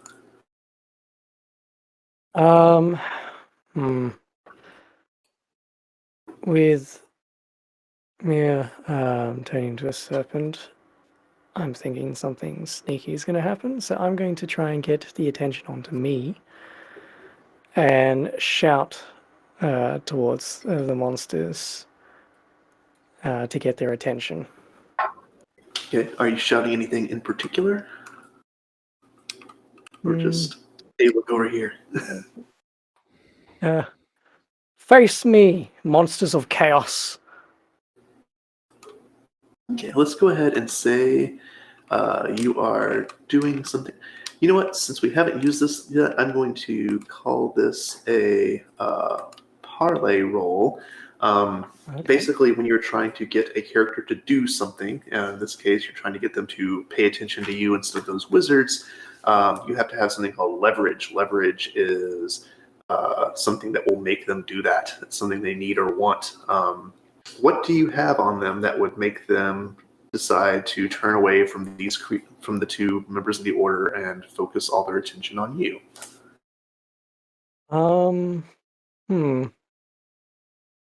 I kind of have the weapon that has been burning all their allies, and maybe they want to take that away from me? Yeah, certainly it is the most dangerous thing they've experienced. hate me. Yeah, we'll call that. Yeah, your leverage is that you are, with that sword, the most dangerous thing to them, since they are creatures of chaos and evil, and they can identify that as they turn around and see you doing that. So go ahead and roll me 2d6 plus your charisma and tell me what you get. Charisma. That is a 9. A 9, okay. So, like I said, I'll interpret this broadly. On a hit, they ask you to do something, which in this case, they are going to require you to attack them first if that you want to distract them for your attention. They need basically, they need concrete assurance that you're going to kill them unless they focus all their attention on you. So you will need to rush forward and attack them, and then that will get all their attention. So go ahead and roll me a hack and slash and tell me what you get. Okay. That is an 8. Okay. And before you even manage whether or not you hit, because you are attacking them, you are giving them that concrete assurance. So you do get both of their attention as they focus everything on you. And you rolled an 8, which means you are able to damage them, but you also take damage from them as well. So roll me your damage first, D10. Yep. Plus whatever. D10. And the spell is still concentrating? Yes, I have not dropped it. Okay, cool. I shall attack with that, with a spell. So that is a 7 altogether. Okay. And are you using the holy sword? fire, yes, I'm going to stop one of their powers. Okay. Try and make them docile. We'll say you stop number 1's power. Okay. So I'll shrink him down and put a little thing around him. Cool. So you drive your sword into him, and he, as before, you see his tentacles and his ability to shape change kind of goes away as he retracts down into his slime thing. But by doing that, you have also garnered all the attention of slime monster number 2, who turns one of his tentacles into this giant scythe that is just sweeping at you and slams into you. Roll me a d8 and tell me what you get. Okay, can I ask a quick rule question? Yes. So my idea was that with the Druid, he's going to be in the snake form, and I'm currently going to lie in wait for something like this to happen to make an attack. Is this something I have to say beforehand or during in this game? No, we can say you did it. So just go ahead and spin the hold, and you are lying in wait. And basically, what exactly are you waiting for to trigger whatever you're going to do? I'm waiting to counterattack a slime monster that's going to attack Gunter, and he'll be unaware that I'm going to pounce, snap towards its fangs to attack the slime monster when it's most distracted. Okay, cool. How much damage did you take? That was an 8, so that was 6 damage. Okay. Oh, and remind me, how much damage did you do to slime monster number 1? You weakened its powers. That was a 7. Oh, okay. So yeah, you actually managed to slash a big chunk of slime monster number 1, and it splatters up against the wall. It's pretty hurt. It is actually trying to move away from you, but as it's doing that, and you are being hit by the slime monster number 2, you see the snake come flying out of the darkness. We're quite sure where it had slithered off to, and it slams its fangs into the monster that's attacking you. Go ahead and roll your damage, Druid, and tell me what you get. So it will be a d6, so I rolled a 4 in the d6, and do I add strength or do I add dex to it? Just double check. You don't add anything to your damage when you roll damage, but you don't have to roll hack and slash since that was part of your rolling out. Okay. But do you want to spend a hold to use your venom as well? If that's possible, definitely. Yeah, go ahead and spend it and damage. You push your venom through your fangs. You see it actually visually run into the. You can see it moving below its green slimy flesh, and it's actually kind of somewhat. You weren't quite sure what your snake venom, how it would react to this creature's alien physiology, but it seems to be having some sort of chemical reaction, and it's bubbling underneath the surface, and causing all these bubbles to burst and pop on its surface, and the creature shrieks and starts trying to move away from you as well, and it seems to be dissolving part of the creature as it's moving away. So meanwhile, right about this time, the cleric and his newly unchoky friend Halron move down the stairs and see this happening. Miles, you can see a snake biting into the back of one of these slime monsters that's got one of its tentacles smashed into the back of the fighter, and you see the other slime monster quickly trying to get away. It's much smaller and doesn't seem to be changing shape. What would you like to do?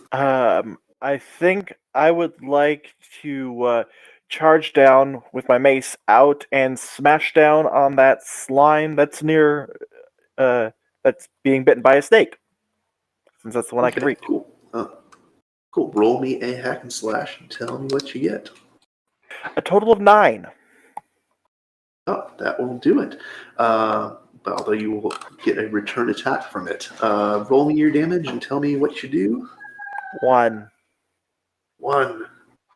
That every little bit helps. You see your mace clips it barely, but in doing so, the scythe that it had slashed the fighter with comes back and does a return counterattack on you. Roll me a d8 and tell me what happens. I take no damage as the blessing of the Morning Lord catches the scythe full in the face. I rolled a 1 on the d8. Nice. Okay. You feel it absorb the attack, and the creature's tentacle flies back into it. As it's dissolving and as it's hurt, 2 tentacly tendrils pop out and spiral out like springs, hit the ground, and push the creature back. And it goes flying backwards away from you guys, trying to get to the cell.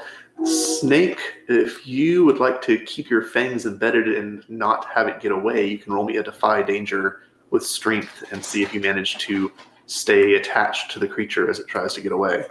Or you can just let it. I think I've spent all my holds, both because I only had 2 and lying awake than that, so I believe I'd probably lose my form at this point. Okay, so you are now human. So it manages to spring away. What were you going to say? Yeah, I was going to say, as in the venom parts down, you just see the snake becomes a man as he's now hopped back. Okay. It begins squirming down the hallway. Actually, you did parlay with it, Gunter, so it should still be focusing its attention on you, although it's scared of the snake and the cleric as well. It decides to try and stand and focus on you as the creature that's hurt is trying to move back towards the artifacts. It looks at the 3 of you. It sees a snake that has partially dissolved it, a cleric who has clipped it, and the fighter who has a glowing death sword that is its bane, and it decides to take a swing at the fighter. Its scythe comes back flying at you, Gunter. What would you like to do? You can try and dodge out of the way, or you can try to counterattack.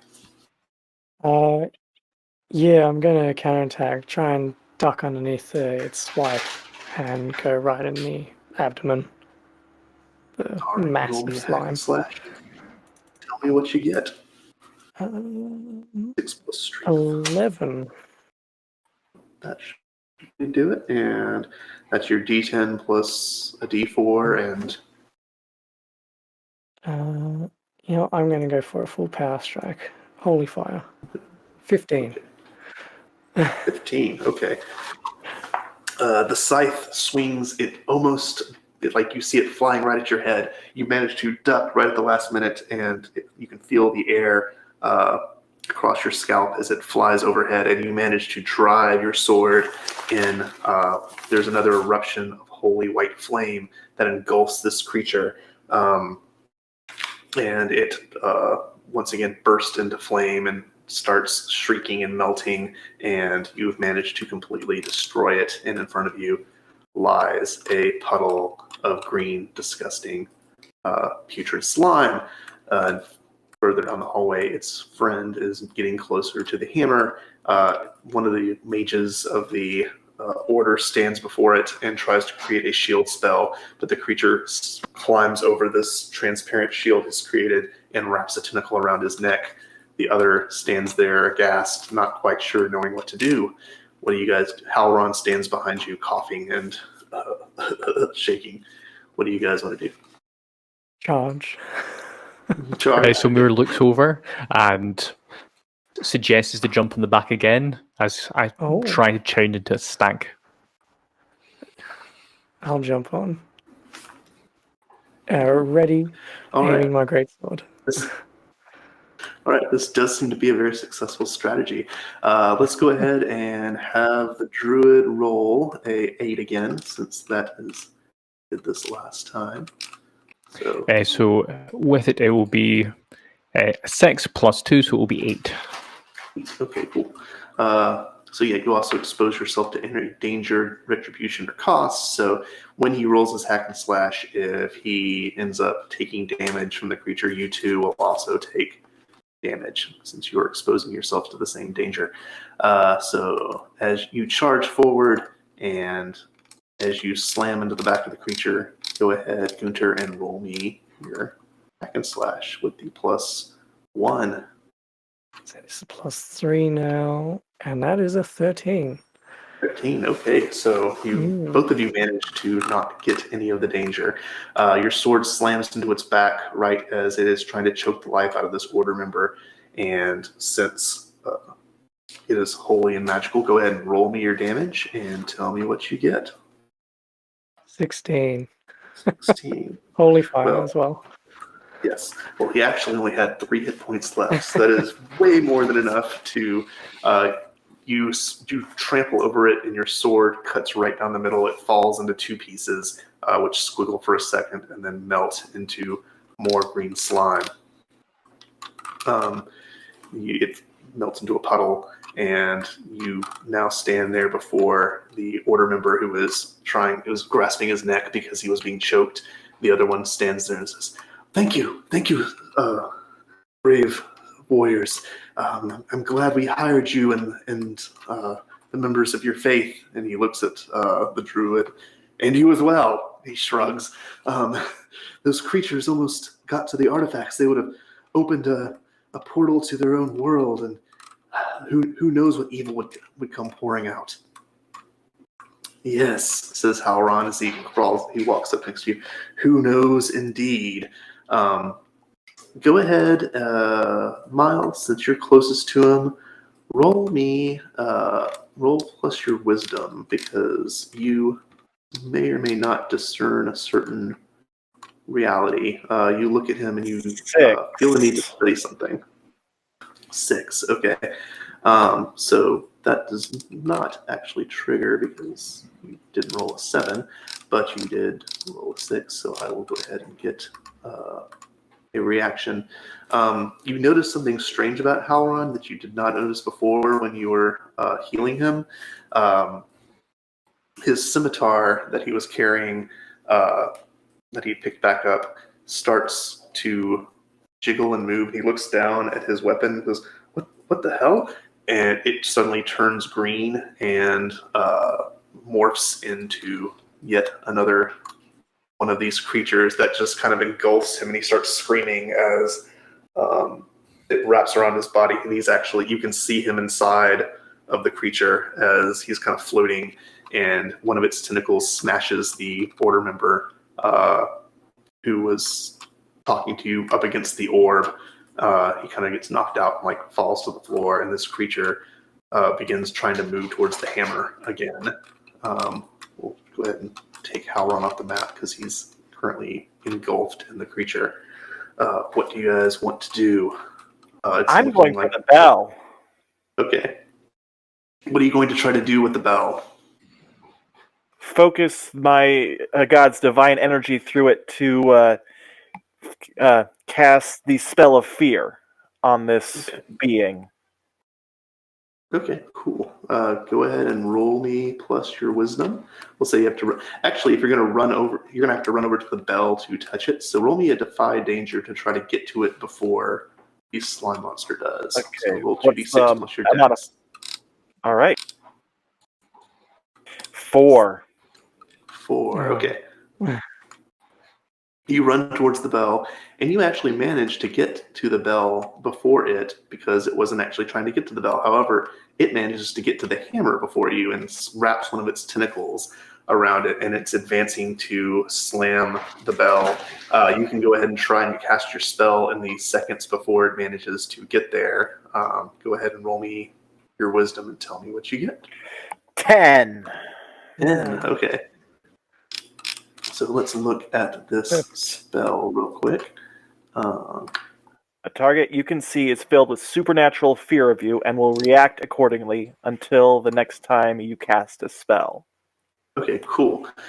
You feel the force run through the thing, and it actually reverberates to the room out of the bell.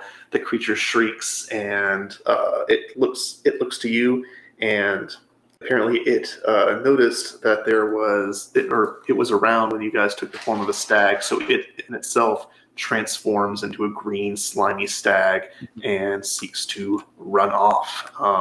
Gunter and Moor, what do you guys do? You can probably get one action off before it tries to get away.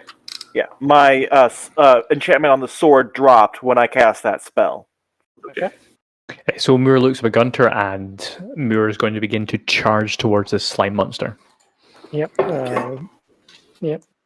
I will happily go with that. Okay. Go ahead, and if you're charging at him, you are going to try to attack him with your spear, or...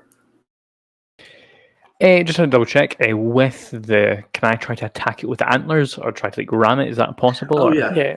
Yeah, you can, I'm sorry, I forgot you were still in elk form. Yeah, you can go ahead and it would just be a normal hack and slash, and your antlers would do your damage. Okay. So yeah, go ahead and roll. What's your strength? Okay, so that will be a total of a 6. All right. That's your roll, not your damage, right? Yeah, that's my roll, yes. Okay, so you rush for it, and it sees you coming and just manages to jump out of the way because it's a stag and it's just as fast as you.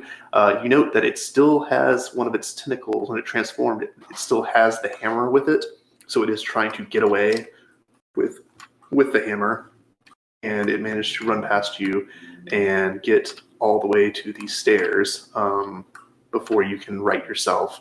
Gunter, you see it run past them. You can probably try, if you run as fast as you can, you might be able to catch up with it before it gets up the stairs. What would you like to do?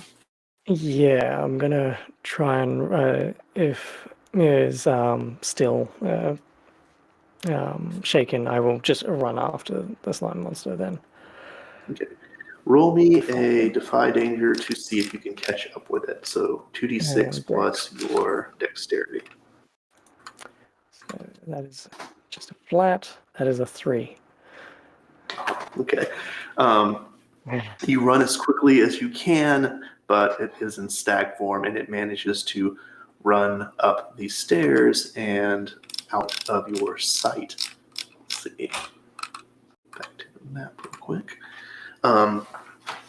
So it is up and out of the way, and as it runs up the stairs, it kind of leaves Halron. Like Halron slides out of it and is left covered in slime and choking onto the stairs as this creature runs away with the hammer.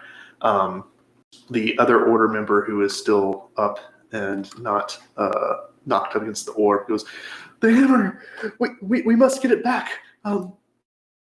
The hammer is linked to the orb. If we were able to use the bell, we might be able to create a link, and you might be able to teleport there using the orb." Basically, he looks at you, Miles, and says, "There are ancient rituals in your religion that have to do with the bell." He grabs your hand and places it on the bell and says, "Chant with me, but perhaps we can track down and open a gate to where the hammer is going, since the creature is moving too fast." Go ahead and roll me a Defy Danger with your intelligence, because you're basically trying to follow this order member's spell that he's chanting. You're basically trying to follow his words. You've heard this stuff before, but you're not super familiar with it, but you think you can probably follow along. So roll 2d6 and add your int and tell me what you get. 7. I got a total of 7. Okay, you can feel his power rush through you and into the bell, and you can feel your god's power also forcing into you. So he's right. You can use the bell to kind of reverberate it to the point where you can get a link to the hammer and maybe open a portal to where that creature is trying to get to. However, you have an ugly choice before you since you rolled a 7. You can either take the force of the bell into yourself, and that's going to be some damage that might end up destroying you to let your allies be able to get to the monster before it gets away. Or you can channel that power into the orb, and that will open the gate, but you're not quite sure where it will open to. It might open to where the monster is going, or it might open something else, might be let loose. So you can either channel the excess energy into yourself or the orb. Myself. Okay. Go ahead and roll me 2d8 and tell me what you get.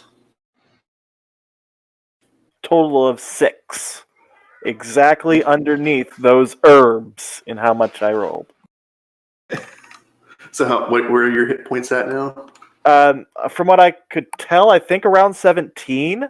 Okay, cool. So you feel this energy. It almost wants to go to that orb and open it, but you pull it back into yourself, and you feel it burn.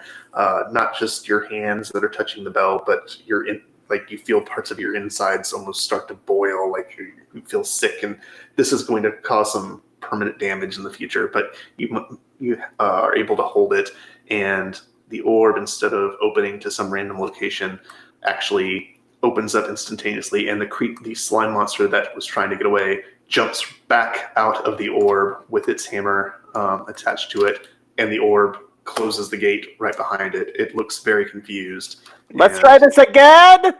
And the two of you stand before it, blocking its path. It immediately drops the facade of the elk and turns back into this giant towering creature. Two of its tentacles turn into these big hammers, and it runs towards the two of you, hoping to bowl you over and try and get away again. Actually, they don't turn into hammers. They grab the hammer it has, and it comes swinging at you. And we'll say it's swinging at the fighter because it still thinks of him as the biggest danger. So, Gunter, it's running at you. What do you do?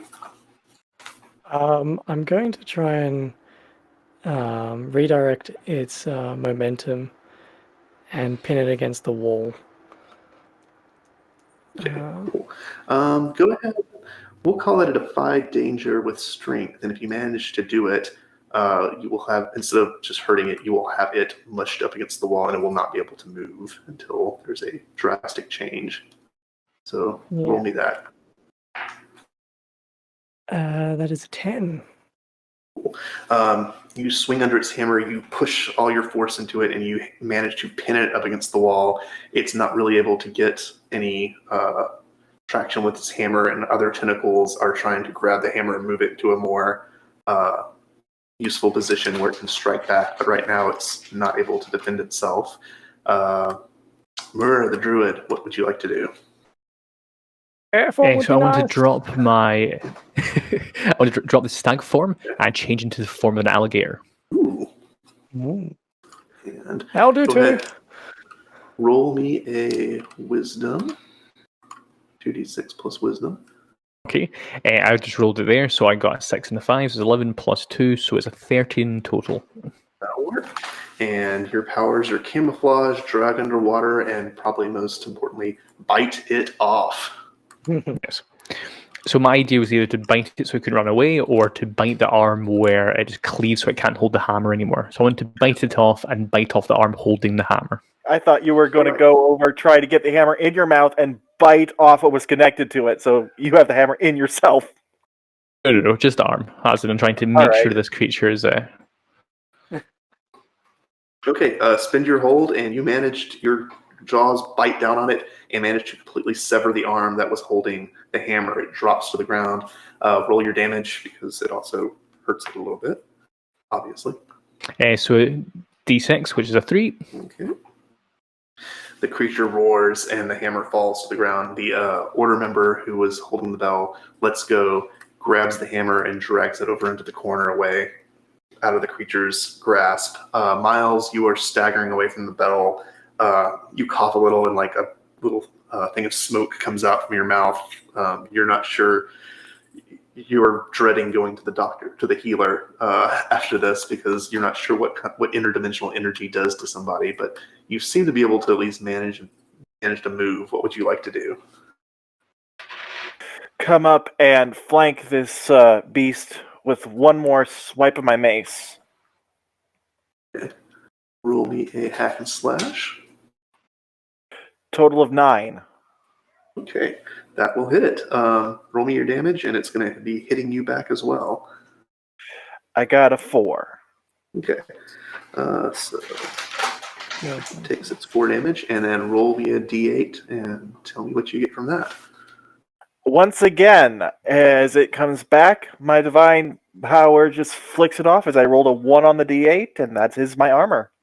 Okay, you bash your mace into it, and where your mace hits, it tries to turn itself into a viper because it saw that happen. The viper tries to strike at you, but its fangs bounce off your wrist as you pull your mace back. Gunter, because it's distracted with that, you can probably get it another swipe if you would like to try and hack and slash. Since I was pinning against the wall, I'll back off and then just try and stab it. Okay. Pinning it to the wall with my sword, hopefully. That's a 6. Okay, so you back off, you ignite your sword, and you drive it forward. But the creature notices you before you do it, and your sword slams into the wall as it just kind of melts away from you and tries to reform over here by the portal. And it looks like its tentacles start to move over the orb, trying to find a way to open it without hammering the bell. Most of its attention seems to be focused on the orb, and it looks like it's trying to actually encase the entire orb in itself. You're not quite sure what the end result of that will be, but it probably won't be good. And Viper, or not, sorry, you're not the Viper, you're the alligator. What would you like to do? So I was going to ask a ruling. So my idea is, as the alligator, I'm trying to stop it from moving. So I want to basically bite onto it to stop it from going further. Is that something I can do, or should I just go for another bite it off again? We'll call it a defy danger. You can roll with your strength. And remind me, what were your alligator's powers? There's bite it off, camouflage, and drag underwater. Okay. Since we don't really have water here, I'll interpret that broadly. We can just call it dragging away. So because the creature is liquid, so it is kind of underwater. If you want to spin a hole, you can manage to drag it away from the orb. Yes, that's what I'd like to do. Okay. You pull it backwards, and are you still in your alligator form? You still have holds left? Yep, I've got 1 hold remaining after this. Okay, you guys are watching this alligator yank this creature away from the orb. It starts to form back into an alligator itself that looks like it's about to snap back at him. Gunter, what would you like to do? With the distraction, I'll try and go on its side and just try and cut it right down the middle, since the alligator is pulling it, stretching it away. All right, go ahead and roll me a hack and slash. 8. 8. Okay, roll me your damage and tell me what you get. I shall try and stop its powers here.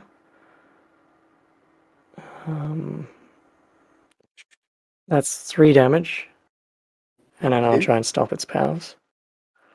Right, and you do so, it begins to shrink down into its smaller, like the alligator part just kind of collapses into it, and it rolls back into its kind of, I imagine it kind of like a Pac-Man ghost. That's just a lump of green slimy stuff. And Miles, you can also advance on it. It is now unable to it doesn't seem to be able to transform or Terminator 2 out of away from you guys, so you can probably get a good swipe at it if you'd like. Since this is a creature of darkness, could I, in this area and moment of holiness, treat it as undead for a turn undead action? Yeah, it's an unholy creature. So yeah, go ahead. Yeah, normally it just could turn undead, but because I worship the Dawning Lord, if I succeed, I also deal my damage to it. Okay, cool. Yeah, go ahead and roll plus your wisdom. It says, when you hold your holy symbol aloft and call on your deity for protection. A total of 9. All right. On a 10, you momentarily daze the creature. On a hit, which is a not 7 or higher, it cannot come within reach of you. On a 10, you also momentarily daze it, but you also damage it because of your power, right? So go ahead and roll your damage for it. For a total of 3 holy damage. 3 holy. Okay, cool. It's you pull your symbol up and begin to chant, and this aura of like goldish white energy envelops you and moves forward to the creature and just burns it, pushes it forward, down.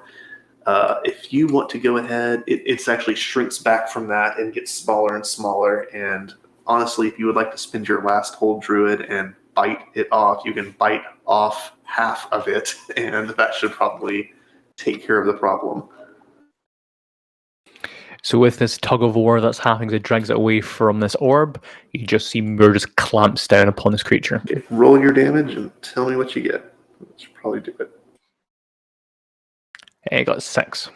That will definitely do it. Okay, you chomp down on this creature now that it's been pushed back. That taste fills your maw again, and you manage to spit it out because your tongue has a tingling, burning sensation, and you almost gag as you take your form transforms back into human. But when you're done, standing in front of you is yet another gross puddle, and as you look around, there doesn't seem to be any more of these creatures around. The hammer sits in the corner in the hands of one of the Order's wizards, and the other member of the Order who had been knocked against the orb has finally gotten up and is rubbing his head. When you look around, you note that Halron doesn't seem to be here anymore. He seems to have crawled up the stairs in an effort to get away. You don't see him around. But the 2 wizards come up to you, congratulate you, and thank you for saving the 3 artifacts, both from the Copper Claw and the interdimensional creatures that they were so foolish to have invited to their tournament. And we'll go ahead and call that the climactic, successful end to this adventure. You've saved the Order, and you've saved the world from an interdimensional invasion of slime creatures. However, the Copper Claw still exists out there. Will probably once again try to take over or undermine the Order in the future. But for today, the world is safe, at least from slime monsters. So cool. Any questions, comments, concerns? Did everyone have a good time? I enjoyed myself. I really enjoyed it. It was fun. That is Dungeon World, empowered by the Apocalypse. It's one of my favorite systems, and I think it really gives you a lot of leeway and freedom to tell all sorts of interesting and different stories. And like you saw, at least with this version, I very rarely know exactly what the story is going to be about at all. I had no idea we were fighting slime monsters in an arena and trying to stop them from ringing a bell. Oh, it was fun. That was good. Had a good time. So, if that is the end, Matthew, would you like to bring us out? And we can all give our descriptions and our say our farewells. I'm Josh Ervin once again. I am Ironic Hero at Start Playing Games. This was One Shot World, which is a hack of Dungeon World. I offer this as well as 5th edition Dungeons & Dragons, old school Dungeons & Dragons, and some other Powered by the Apocalypse games. Alright, and Reccaim? Hi, I'm Michael. Go by Reccaim on Start Playing Games. I offer Pathfinder 2e, some D&D 5e, and Wicked Ones, a Forged in the Dark style game that you might interest you as well. Sun? Hi there, I go by Sun on Start Playing Games. I run games for Shadow of the Demon Lord, Open Legend RPG, and Mecha Hack. Kerr? Hello, my name's Kerr. I run 5th edition D&D and I do quite a lot of games with tutorials and learning how to play different systems. I have a YouTube channel called The DM's Guide, which I go over various role-playing games. And again, you've got this for. Thank you very much for watching, and I really enjoyed this. Alright, and I've been the background tech recording person, Matthew Pauze. I am also a GM at StartPlayingGames.com, and I tend to focus on the Chronicles of Darkness games and Powered by the Apocalypse. So, I would like to thank everyone for coming out and listening, and Ironic Hero for presenting us with the One Shot World, a Dungeon World hack. And we'll see you all next time on Game Master Swap. Bye, everyone. Thank you.